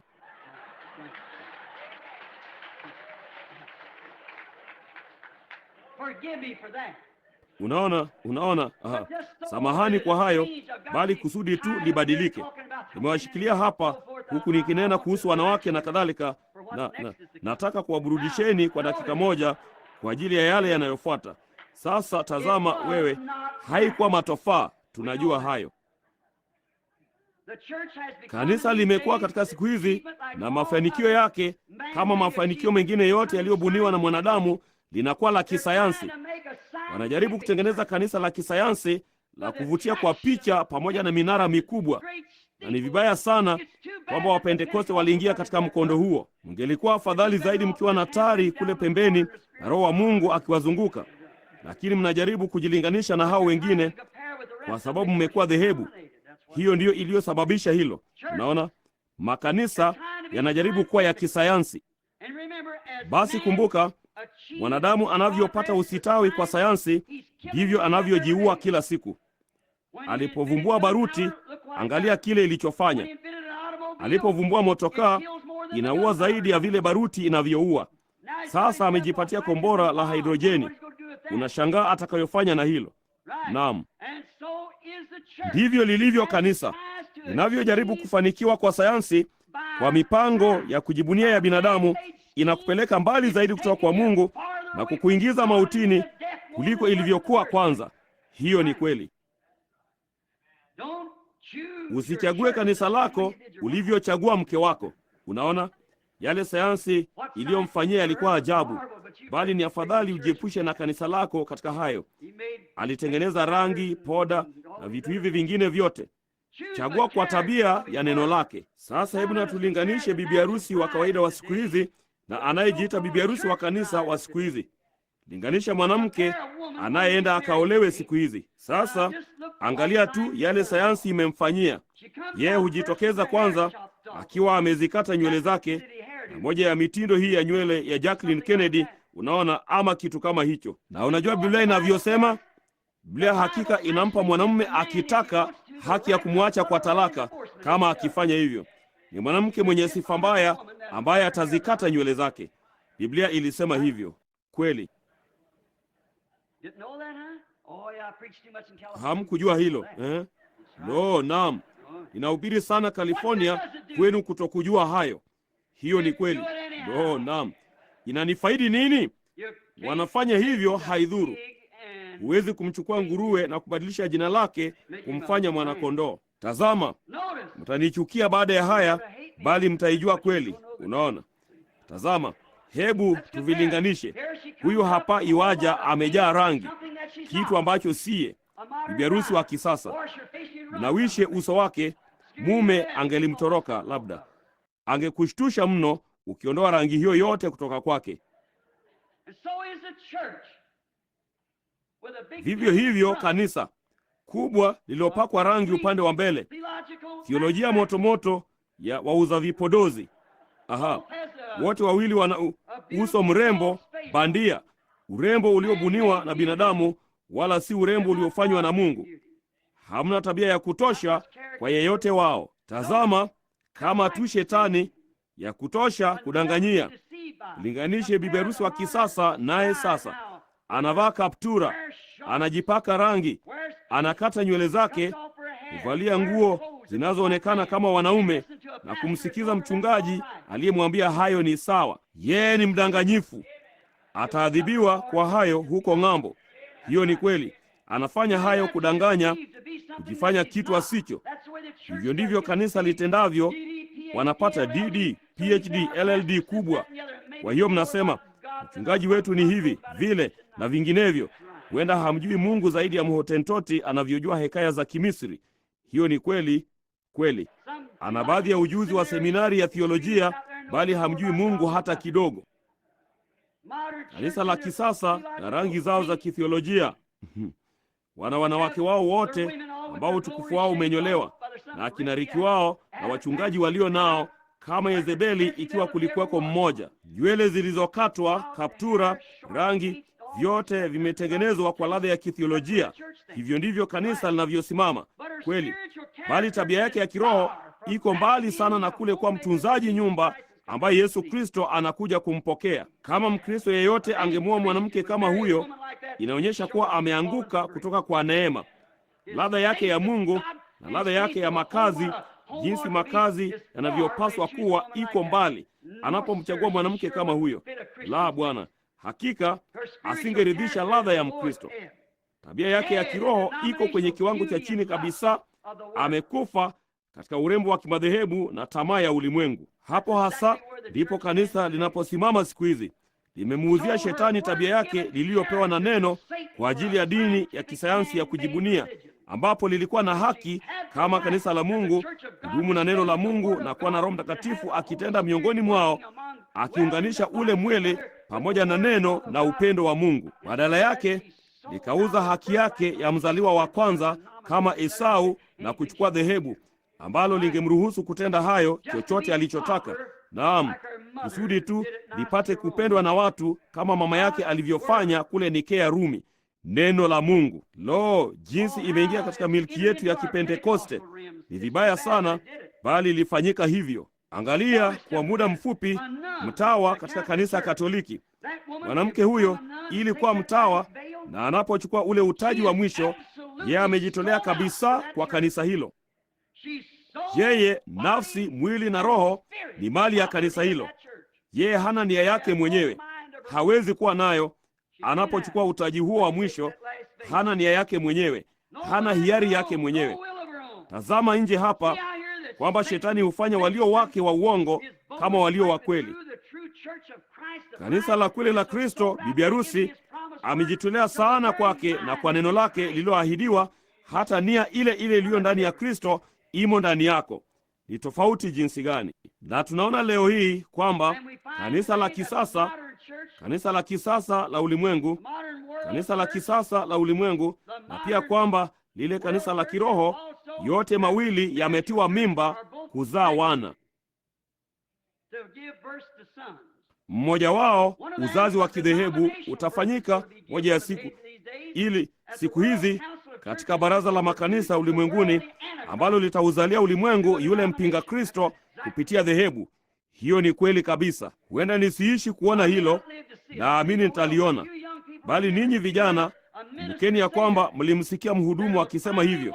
Hiyo hatimaye itaishia, na hiyo ni ile alama ya mnyama atakapounda hilo baraza la makanisa ulimwenguni, naye atamzaa mwanawe yule mpinga Kristo. Lile lingine limetiwa mimba kwa neno la Mungu na litauzaa mwili, ule mwili uliokamilika wa Yesu Kristo, ambao ni bibi harusi.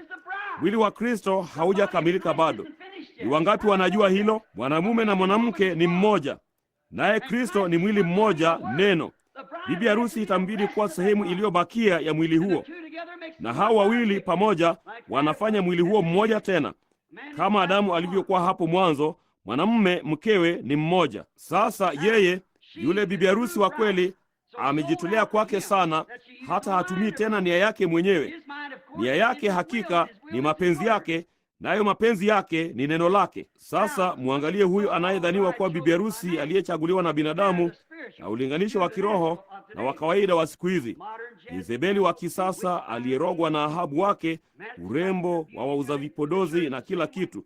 Liangalie kanisa vile vile, lakini malaya kwa neno la Mungu aishie. Madhehebu makubwa, majengo makubwa, fedha nyingi, mshahara mnono, wamejiuza kabisa.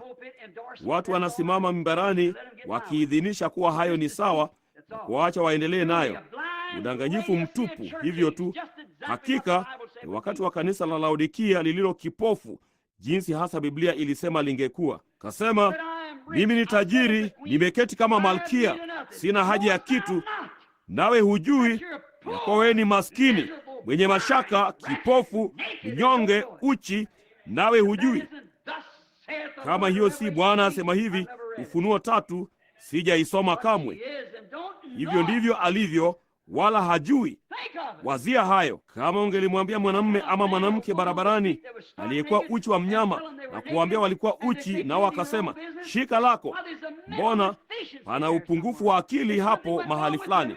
Ubongo wao una kasoro fulani. Na unapoweza kusoma neno la Mungu ambavyo inawapasa watu kufanya, na huu ubatizo wa Roho Mtakatifu tulio nao leo, na watu mbona wanakutazama kana kwamba ulikuwa mwenda wazimu, unawaambia hawana budi kuzaliwa mara ya pili, inawapasa kuamini Biblia. Wao wanasema hiyo ilikuwa hekaya ya Kiyahudi miaka mingi iliyopita. Kanisa letu linayo njia. Wanyonge, wenye mashaka, vipofu, uchi, na hata hawajui. Na Biblia ilisema hiyo ndiyo hali wanayoifikia. Nabii wa kweli angekosaje kuona hayo? Sijui. Inaingia moja kwa moja kwa makanisa yetu yote kila mahali. Hebu iangalie tu kwenye mwelekeo wa kisasa, hasa yule kahaba mzee na binti zake wa Ufunuo 17, akiwapa wale watu maskini, vipofu, wenye mashaka mafundisho yake ya theolojia kinyume na neno la Mungu, nao wakakuta ndani yake nafsi za watumwa na wanaume na wanawake wa kila mahali. Badala ya kuwavutia watu, Kristo huthibitisha neno lake ambalo huvutia watu.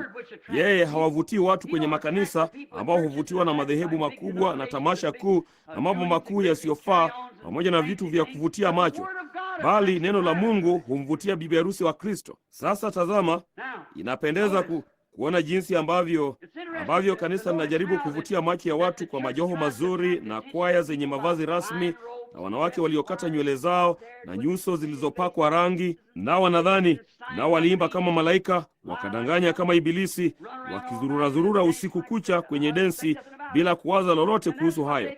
Na hayo ndio wanayowazia ni sawa, hayo ni mazuri, bali unaona, hayo ni bandia, hayo si neno la Mungu. Huku bibi harusi wa kweli huyavutia macho ya Mungu kwa kutii neno lake. Tazama sasa hebu tumwangalie Kristo.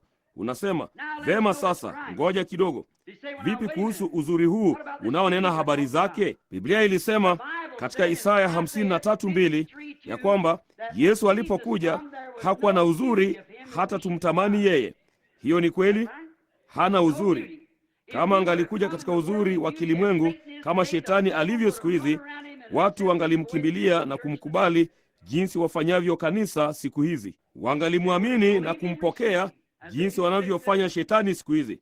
Hakika wangempokea, bali yeye hakuja katika uzuri wa aina hiyo, bali yeye daima huja katika uzuri wa tabia. Hapo Kristo hakuwa mtu mzuri, mkubwa, mwenye nguvu, mnene. Mungu hachagui watu wa aina hiyo. Nakumbuka wakati mmoja nabii aliondoka kwenda kuchagua mfalme, kumfanya mwana wa Yese mfalme, akachukue mahali pa mfalme mwingine, Sauli.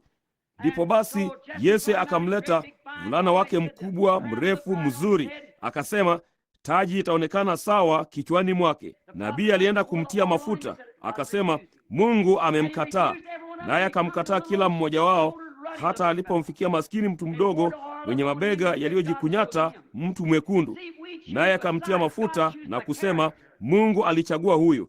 Unaona, sisi huchagua kwa macho, Mungu huchagua kwa tabia. Tabia, hapaja kuwepo na tabia kama ya Yesu Kristo. Inaishi ndani yako na kumdhihirisha yeye. Tunaona hiyo ni kweli. Si uzuri wake wa kilimwengu unaomvutia bibi harusi wake, ni tabia yake, Tabia ya kanisa ndiyo Yesu anatafuta, si penye majengo makubwa, penye madhehebu makubwa, penye washiriki wengi. Aliahidi kukutana nao popote 2 au 3 wamekusanyika pamoja. Hakika hapo ndipo mwaminio wa kweli huweka matumaini yake, ni katika hilo neno la Mungu linalodhihirishwa katika kweli ilivyo. Walichaguliwa kwa neno lake, si kundi linalopenda ulimwengu. Wanauchukia huo. Si ajabu hilo limetalikiwa naye, kwa sababu limeukosa ufunuo wake na halina. Yeye halijali jinsi linavyotenda na kufanya, na ni kiasi gani cha mambo haya ya kilimwengu lilicho nacho. Yeye anaangalia tabia yake, ile tabia ya Kristo. Sasa hebu kidogo tu sasa, ndivyo ilivyo. Yeye huchagua bibi harusi ili akaonyeshe tabia yake, ambapo makanisa ya kisasa hakika hukosa mpango wake hapa maili milioni 1, maana wao wanakataa hili kuwa kweli. Kwa hivyo ingewezekanaje? Sasa anatazamia siku ambayo huyo bibi harusi ataumbika. Waibrania 13:8, jinsi hasa ilivyokuwa, jinsi yeye alivyokuwa. Haina budi kuwa mwili wake ule ule, mifupa ile ile, roho yule yule, kila kitu kile kile, kujengeka vile vile tu, na ndipo hao wawili basi wanakuwa kitu kimoja. Hata kanisa litakapokuwa hivyo, bado hawajakuwa mmoja. Tabia yake, lile neno la wakati huo, halina budi kufinyangwa. Bibi harusi hana budi afinyangwe kama alivyo yeye. Sasa katika kufunga, nataka kusema sababu ya mimi kusema mambo haya, ndipo nitafunga. Hivi majuzi usiku, yapata saa 9 alfajiri, niliamshwa. Nataka yeyote wenu kujibu hili. Je, nimewahi kuambia chochote katika jina la Bwana ila kilicho kweli? Imekuwa kweli daima. Basi anisaidie, Mungu anajua hiyo ni kweli. Hapana chochote popote ulimwenguni katika maelfu ya mambo ambayo yamesemwa ambapo yeye alikosea hata kwa neno moja. Daima imetendeka kikamilifu. Hata nilipokuwa Phoenix hivi majuzi, ama ilikuwa yapata mwaka mmoja uliopita, na nikawaambia kuhusu ule ujumbe juu ya ni wakati gani mabwana, na nikawaambia malaika 7 wangekutana kule nje, na ingekuwa ni kule kufunguliwa kwa hii mihuri na chochote kile. Na hapo gazeti la Life likaandika makala juu yake, mwali huu mkuu uliopaa hewani maili 30 kwenda juu, upana wa maili 27. Wakasema hawakujua ilikuwa nini, hawajui bado. Na watu wanaoketi papa hapa katika jengo hili usiku wa leo walikuwa wamesimama pale pale pamoja nami ilipotendeka vile hasa ilivyosema.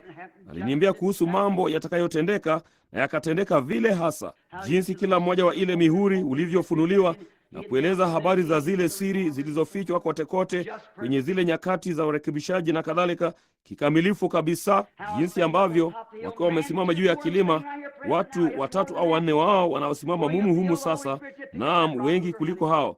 Nilipokuwa nikipanda kilima kile, Roho Mtakatifu akasema, twaa jiwe lile tulikuwa tukiwinda. Akasema, litupe juu hewani na useme, Bwana asema hivi. Nikafanya hivyo. Kutoka chini kule kukaja upepo mdogo wa kisulisuli. Nikasema, katika muda wa saa 24 mtaona mkono wa Mungu. Watu wanaoketi papa hapa sasa. Keshoe yapata saa 4 tukiwa tumesimama pale, nikasema, iweni tayari, ingieni kule chini ya motokaa, mzee mwenye maarifa. Nikasema, jambo fulani linakaribia kutendeka. Anga ilikuwa shwari, moja kwa moja katika genge kuu. Moto wa kisulisuli ukashuka toka mbinguni wenye sauti kuu sana, ukazipiga kuta namna hiyo. Nilikuwa nimesimama moja kwa moja chini yake. Nikatoa kofia yangu, nikashika kichwa changu. Ukaja yapata futi 3 au 4 juu yangu, na kuchimba shimo kote kuzunguka ule ukuta hivyo, na ukalipuka. Ndipo ukarudi juu hewani na kuzunguka tena na kushuka chini mara 3, hata ulikuwa umekata vichaka vya mesketi kule umbali wa yadi 200. Mnawasikia jamaa hawa wakisema amina? Walikuwa kule ilipotendeka. Mwaona? Nao ukalipuka mara 3. Walipotoka chini ya zile motokaa na kila kitu, wakarudi kule, walisema, kama hicho kingalikupiga hungesalia hata doa. Nikasema, ilikuwa ni yeye alikuwa akinena nami. Mungu hunena kwa upepo wa kisulisuli. Unaona? Na kulikuweko nguzo ile ile ya moto mnayoiona kwenye picha imesimama pale. Ndipo ilipopaa juu, wao wakasema, ni nini? Nikasema, hukumu inaipiga pwani ya magharibi. Siku ya pili baadaye, Alaska nusura izame. Mnaona? ukapiga mara moja pale pigo la kwanza, ambapo unabudi kufanya jambo fulani kuiainisha, kama yule mtu aliyetia chumvi kwenye chupa na kuitupa majini na kusema, Bwana asema hivi, na kuwe na maji matamu. Na mwingine, Yesu, alichukua maji na kuyamimina kwenye mtungi na kutengeneza divai kwayo. Unabudi kuwa na kitu fulani kuiainisha. Hicho ndicho hilo lilikuwa, lililotupwa juu hewani na kurudi chini. Hilo lilianzisha kile kisulisuli kidogo. Katika muda wa saa 24 ulikuwa umetikisa huo mlima hata ukachimba mtaro kuuzunguka. Kasisi Bwana Blair anayeketi hapa, ninamwangalia moja kwa moja sasa, alikuwa kule juu na akachukua baadhi ya vipande vyake na kadhalika. Hapa yupo Terry Sothman, hao na wanasimama hapa, na Billy Paul na ndugu, baadhi ya wengi wa hao wengine wanaoketi hapa ndani waliokuwa pale pale kuyaona yakitendeka ulipoupasua. Hiyo si hadithi, hiyo ni kweli. Hiyo haikuwa kule nyuma katika siku za Biblia, hiyo ni sasa. Mnaona, Mungu yeye yule ambaye daima amenionyesha mambo haya, naye yametimia kikamilifu kabisa, hayajakosa kutimia hata mara moja. Sasa ninajivunia yeye. Majuma machache yaliyopita nilikuwa katika ono, nami nilikuwa nimesimama mahali pa juu, na ilikuwa nionyeshwe kukaguliwa kimbele kwa kanisa. Ndipo nikaona likija kutoka nini wangu, nilikuwa nimesimama hivi, nimeelekeza uso wangu magharibi, na wanawake wazuri sana walikuwa wakija upande huu, waliovalia vazi zuri kweli kweli, nywele ndefu zilizotengenezwa vizuri huku nyuma, nguo zenye mikono mirefu na sketi ndefu nadhifu. Nao wote walikuwa wakipiga hatua taratibu, kama twendeni askari wa Kristo, tukitembea kama waendao vitani, msalaba wa Yesu ukitangulia. Na walipokuwa wakipita, na alisimama, na kulikuwa na kitu pale, roho fulani, alikuwa ni Mungu. Ndipo akasema, huyo hapo bibi harusi. Nami nikatazama na moyo wangu ukafurahi, naye akazunguka hivi na kupita nyuma yangu. Baada ya kitambo kidogo, huyo bibi harusi aliporudi huku, ikasema, sasa kanisa la kisasa litakaguliwa kimbele. Na hapa likaja kanisa la Asia. Sijapata kuona kundi chafu kama hilo. Haya hapa makanisa yale mengine yanakuja, ya mataifa mbalimbali, walikuwa wa kuchukiza. Nami nasema haya kwa maana ninawajibika kusema kweli mbele za Mungu. Naye aliposema, hili hapa kanisa la Marekani linakuja sasa likakaguliwe kimbele, kama nimewahi kuona kundi la mashetani, lilikuwa hilo. Wanawake hao walikuwa uchi, wakiwa na kitu kilichochakaa chenye rangi ya kijivu kama rangi ya ngozi ya ndovu, nao walikuwa wamekishikilia mbele zao bila sehemu yake ya juu hata kidogo. Nao walikuwa wakifanya upuzi kama huu, ambao hizi dansi ambazo hawa vijana hucheza hapa nje, kule kujisokota na mengineyo, na muziki kama huo ukiendelea. Na nilipoona Bi Marekani amejitokeza, nusura nizimie. Sasa hii ni Bwana asema hivi, kama mnaniamini mimi kuwa mtumishi wake, niaminini sasa. Nisingesema hayo bure kamwe. Hamna fedha za kutosha ulimwenguni kote kunifanya nikasema hayo kama hayangalikuwa kweli. Basi alipopita huko, kilikuwa kitu kichafu kuliko vyote nilivyowahi kuona. Nikawaza, Mungu, jinsi wahubiri na sisi ndugu tumejitahidi kukutafutia wewe bibi harusi, na hivyo ndivyo vizuri tulivyoweza kufanya. Alikuwa akijisokota sokota, akishikilia hiki mbele zake kama moja ya hizi sketi za dansi, akikishikilia mbele za sehemu zake, sehemu yake ya chini hivi, huku akicheza dansi na kujisokota kama watoto hao wafanyavyo huku nje kwenye maonyesho haya ya kishenzi walionayo, kujisokota. Huyo alikuwa Bi Ukristo wa Marekani. Basi anisaidie kwa msaada wa Mungu. Hivyo ndivyo linavyoonekana machoni pake. Nilinini tu, nilianza nusura nizimie. Niliwazia kule kujaribu kote na kuhubiri na kushawishi. Kila mmoja wao amekata nywele, nao walikuwa wakijisokota na kupiga makelele, wakishikilia hiki mbele zao. Wakakaribia pale nilipokuwa nimesimama pamoja na hiki kiumbe cha kimbinguni. Singeweza kumwona yeye, ningemsikia akinizungumzia. Alikuwa karibu sana nami, bali walipogeuka upande huu, wanashika hiki huku wakijisokota tu na kucheka na kuendelea hivyo, wakishikilia hiki mbele yao. Sasa mimi nikiwa nimesimama katika uwepo wake pale, nikiwa mtumishi wake, na kwa yote yale niliyojaribu, hayo ndiyo bora sana niliyoweza kufanya. Nikawaza, Mungu, ilinifaidi nini? Ilifaidi nini? Kulia kwote na kusihi na kushawishi na zile ishara kuu na maajabu na miujiza ambayo wewe ulionyesha, na jinsi nilivyosimama pale na kurudi nyumbani na kulia baada ya kuwahubiria hao na kadhalika, nayo ilinifaidi nini? Na kisha nikukabidhi wewe kitu kama hicho, kama bibi harusi. Nami niliposimama hapo nikitazama, huyo bibi harusi akapita, nawe unaweza kuwazia upande wake wa nyuma hamna kitu, akishikilia hiki mbele zake, alipokuwa akijikokota huku akicheza dansi namna hiyo kwa mdundo huu wa roki, akirusharusha viungo vyake namna hiyo. Na yeye, ilikuwa ya kishenzi jinsi alivyokuwa akijiendesha, mwili wake ukitikiswa hivyo. Sasa mimi, unasema, ina maana gani ndugu Branham? Sijui, mimi nawaambieni tu niliyoona. Na huyo alipopita hivyo, nikamtazama. Nikawa dhaifu kabisa. Nikageuka upande mwingine. Nikawaza, Mungu, nimehukumiwa. Hakuna haja ya mimi kujaribu chochote sasa. Hata afadhali niache. Bibi Carl Williams, kama unaketi hapa, na ile ndoto ulioniambia muda mfupi uliopita, ulioota hivi majuzi usiku, ambayo imekuwa ikikusumbua, ndiyo hiyo. Usukani umeondolewa mikononi mwangu.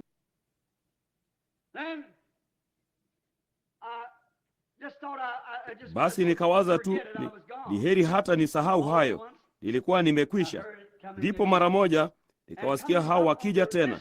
Basi upande huu akaja bibi harusi yule yule aliyekwenda upande huu. Hawa hapa wale wasichana wadogo wanakuja tena, na kila mmoja wao alikuwa amevalia vazi lao la taifa walikotoka, kama vile Uswisi, Ujerumani na kwingineko. Kila mmoja amevalia vazi kama hilo. Wote wana nywele ndefu vile vile, hasa kama wale wa mwanzoni. Nao hawa hapa wanakuja wakitembea, twendeni askari wa Kristo, kama waendao vitani. Na wote walipopita kituo cha kukaguliwa kimbele, ambapo tulikuwa tumesimama, mara kila jicho likatazama upande ule. Ndipo wakageuka nao wakaendelea taratibu. Na mara walipoanza kwenda moja kwa moja angani, huyu mwingine akapanda kwenye kilele cha kile kilima na kutelemka hivyo. Hawa nao wakaanza kupiga hatua hata angani. Na walipoendelea kupiga hatua, nikaona wasichana wadogo wachache huko nyuma. Ilionekana kama kwamba huenda wakawa wasichana wa kigeni, kama Waswideni ama Waswisi ama mahali fulani. Wakaanza kuangalia huku na huko, na nikasema, msifanye hivyo, msiache hatua hizo. Na nilipopaza sauti namna hiyo, nikaja kwenye lile ono, nimesimama pale huku mikono yangu imenyoshwa namna hiyo. Nikawaza, vema,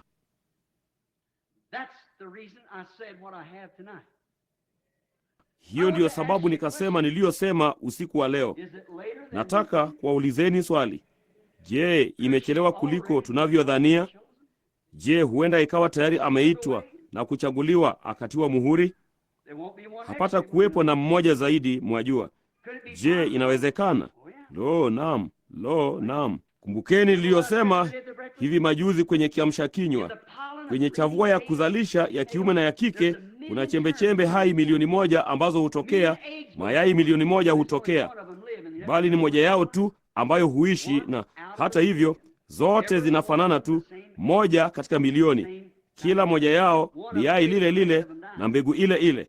Moja yao huishi, zingine zote hufa. Hamna anayeweza kusema ni lipi kati ya mayai hayo lililo tayari na chochote kulihusu. Inabidi Mungu kuamua hayo, kama itakuwa mvulana au msichana, mwenye nywele ya shaba ama nyeusi ama chochote itakachokuwa. Mungu huamua hayo. Si ile ya kwanza kukutana, bali ya kwanza ambayo Mungu ameamua.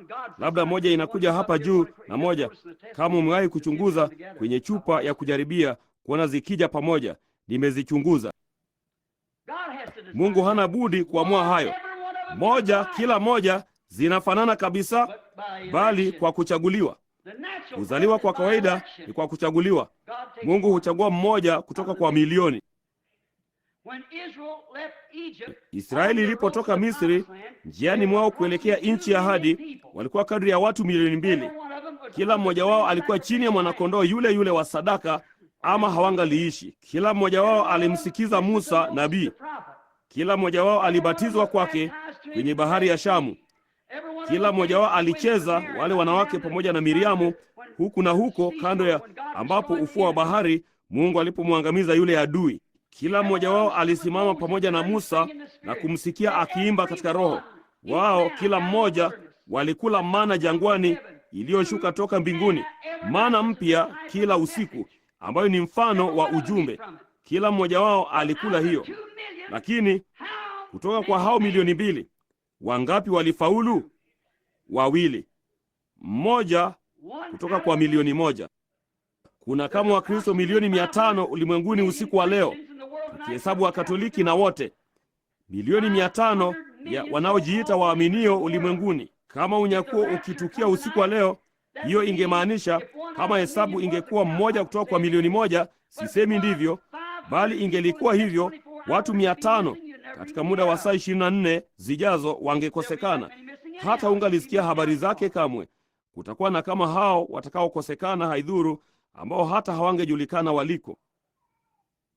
Ndipo inawezekana kutendeka kwetu, ewe rafiki, kama ilivyokuwa Yohana Mbatizaji alipokuja. Hata wanafunzi walisema, mbona maandiko yakasema? Mbona mitume ama manabii wakasema? Mbona inasema kwamba inampasa Eliya kuja kwanza na kutengeneza mambo yote? Yeye akasema, na waambieni ya kwamba Eliya amekwisha kuja, wala hamkumtambua. Mojawapo ya siku hizi tunaweza kuachwa tumeketi hapa. Vipi kuhusu unyakuo kabla ile dhiki kuu kuja? Umekwisha kuja, nanyi msitambue. Mwili wote umetiwa muhuri, unapiga tu hatua. Sisemi hivyo ndivyo ilivyo, natumai sivyo ilivyo. Lakini ewe rafiki, inapoachilia, kama tunajisikia moyoni mwetu usiku wa leo ya kwamba inatupasa kulainisha maisha yetu na mambo ambayo tumefanya, hebu ni washauri kama ndugu mhudumu. Nitasema haya kwa mara yangu ya kwanza mimbarani. Nimeenda kirefu zaidi usiku wa leo juu ya huu kuliko nilivyowahi kufanya juu ya chochote kingine wakati wowote, kwa vyovyote hadharani, kwa sababu nimekuwa huru sana kwenye mikutano hii. Kama unaniamini mimi kuwa nabii wa Mungu, sikiliza yale niliyokuambia. Kama una hata mlio mdogo wa hisia moyoni mwako, wewe muendee Mungu sasa hivi. Fanya hivyo. Simama kidogo tu, enyi wanaume. Chunguza nini zako, kanuni zako za imani unazotumikia. Angalieni makanisani mwenu. Je, yameambatana kabisa na neno la Mungu? Je, umetimiza masharti yote? Unasema, mimi ni mtu mzuri. Vivyo hivyo Nikodemo na vivyo hivyo wengine wote walikuwa wazuri. Unaona, hilo halihusiani nalo hata kidogo. Nanyi wanawake, na watakeni mtazame kwenye kioo na mwone yale Mungu anahitaji mwanamke kufanya. Na utazame kwenye kioo cha Mungu, si katika kioo cha kanisa lako sasa, katika kioo cha Mungu. Na uone kama ungalihitimu katika maisha yako kuwa bibi harusi wa kiroho wa Yesu Kristo. Wahudumu, wazeni vivyo hivyo. Je, wewe upiga kona hapa kusudi usimuudhi mtu fulani mle? Je, ungefanya hivi kama haikuwa nao watakufukuza kanisani? Kama unajisikia hivyo, ndugu yangu mpendwa, hebu nikuonye katika jina la Yesu Kristo, yakimbie hayo sasa hivi. Nawe mama, iwapo huwezi kutimiza masharti ya Mkristo, si kama Mkristo wa kawaida, bali moyoni mwako na maisha yako yanalingana kabisa na cheti cha Mungu cha harusi hapa kinasema yanapaswa kuwa. Nawe mshiriki wa kanisa, iwapo kanisa lako haliko hivyo, halitimizi masharti ya Mungu ya neno lake, toka kwake ukaingie ndani ya Kristo. Hilo ni onyo zito. Hatujui ni wakati gani, nanyi hamjui ni wakati gani ambao mji huu siku moja utakuwa umezama humu chini ya bahari hii. Lo, Kapernaumu! Yesu akasema, ewe uliyetukuzwa mpaka mbinguni, utashushwa mpaka kuzimu. Kwa kuwa kama ile miujiza ingalifanyika katika Sodoma na Gomora, ingalikuwako hata leo. Na Sodoma, Gomora imezama chini ya bahari ya chumvi, na Kapernaumu uko chini ya bahari. Ewe mji unayejidai kuwa mji wa malaika, ambao umejikuza mpaka mbinguni na kupeleka mambo yote machafu ya mitindo na mengineyo, mpaka hata nchi za ng'ambo huja hapa kuokota uchafu wetu na kuupeleka mbali kwenye makanisa yako mazuri na minara na mengineyo, jinsi ufanyavyo. Kumbuka, siku moja utazama chini ya bahari. Masega yako makuu yako chini yako sasa hivi. Ghadhabu ya Mungu inakokomoa papa hapa chini yako. Ni muda gani atazuia ufuko huu unaoning'inia kule? Wakati ile bahari kule ng'ambo yenye kina cha maili 1 itakapotiririka mle kote kote mpaka kwenye bahari ya Salton. Itakuwa mbaya zaidi kuliko siku ya mwisho wa Pompeii. Tubu Los Angeles, tubuni ninyi wengine, mkamrudie Mungu. Ile saa ya ghadhabu yake iko juu ya nchi. Kimbieni wakati kungali na wakati wa kukimbia, na mwingie ndani ya Kristo. Na tuombe.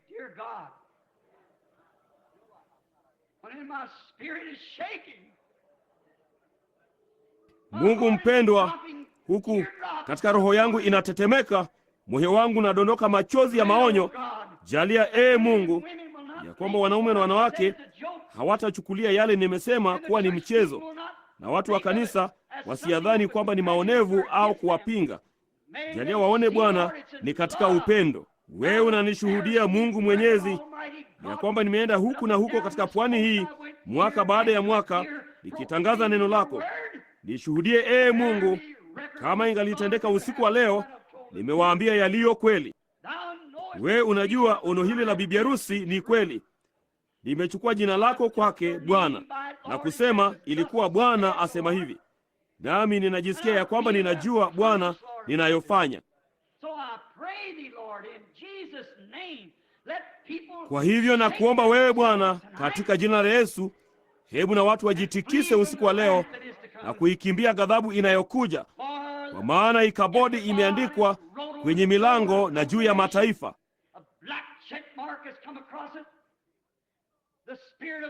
Alama nyeusi ya kukataliwa imetiwa kwake. Roho wa Mungu amehuzunishwa akaondoka kwake, nao wamepimwa katika mizani wakaonekana kuwa wamepungukiwa.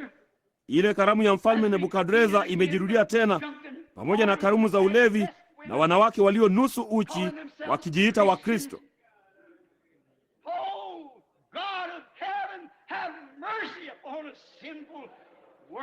Mungu wa mbinguni, hurumia ulimwengu wenye dhambi na watu wenye dhambi Bwana, kama tulivyo usiku wa leo.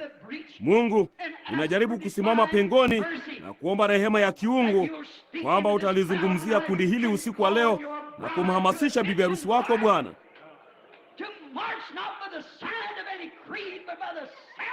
Akapige hatua taratibu, si kwa ishara za kanuni zozote za imani, bali kwa sauti ya Injili ya Bwana Yesu Kristo. Tujalie Mungu, na ijulikane usiku wa leo ya kwamba wewe ni Mungu na neno lako ni kweli. Huku kwa uchaji mbele ya macho ya watu hawa na wahamasisha neno lako. Katika jina la Yesu Kristo na waombea Bwana, wao wamekuona wewe bila shaka lolote ukitembea kwenye umati wa watu na kuambia yaliyo moyoni mwao. Nawe unajua Bwana yale yanayoendelea hivi sasa. Unajua hiyo ni kweli, Mungu.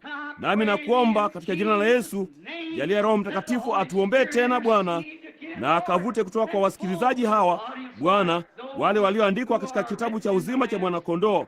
Tujalie Mungu, naomba kwa moyo wangu wote. Watu hawa kwa kawaida Bwana wangenipa mimi senti ya mwisho waliokuwa nayo kusudi wausaidie huu ujumbe. Wangalifanya chochote wangaliweza, bali Mungu, ifikiapo kuambatana nao na kuingia ndani yake, naomba Mungu ya kwamba huu utakuwa usiku ambao utawatuza na kumwaga Roho wako Mtakatifu juu ya mkutano huu.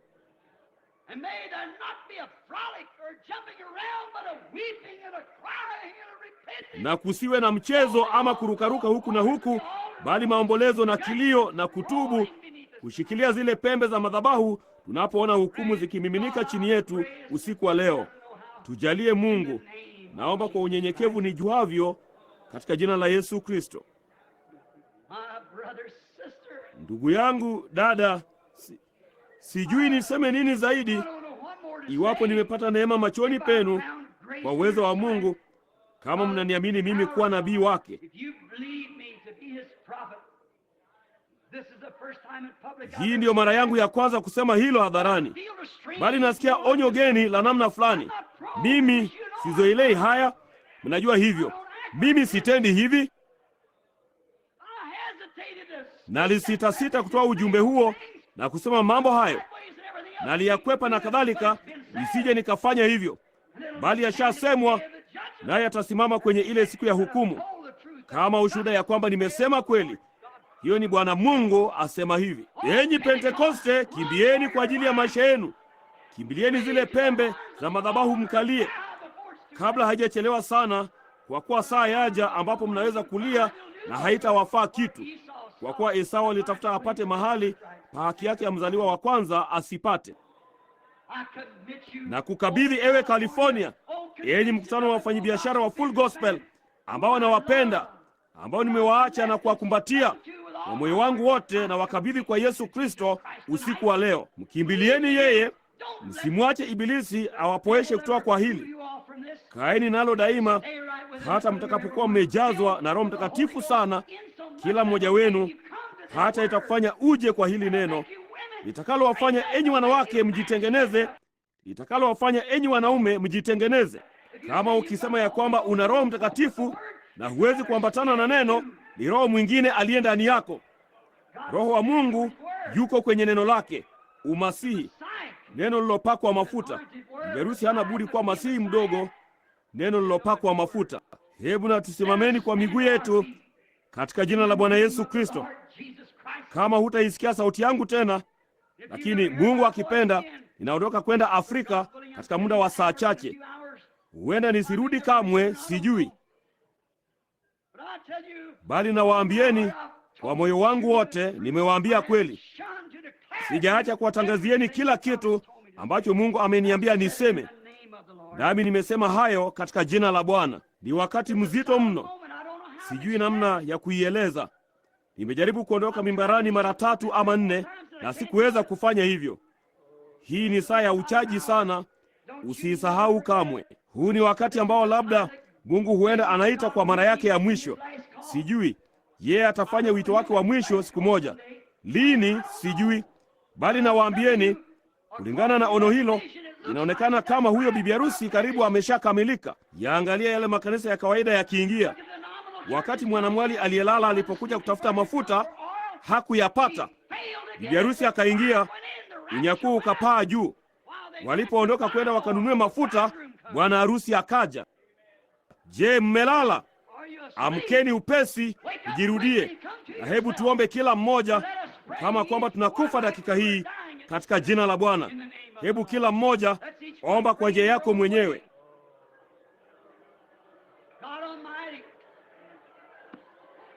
Mungu Mwenyezi, uturehemu. Bwana, nirehemu mimi. Turehemu sisi sote. Inatufaidi nini? Haijalishi tufanyacho kama tukikosea katika mambo haya. Nasimama na kukuomba rehema, Mungu, kabla mji huu mkuu haujazama chini ya bahari na hukumu za Mungu kuenea kwenye pwani hii. Naomba Mungu ya kwamba wewe utamwita bibi harusi wako na wakabidhi kwako sasa katika jina la Yesu Kristo. Amina.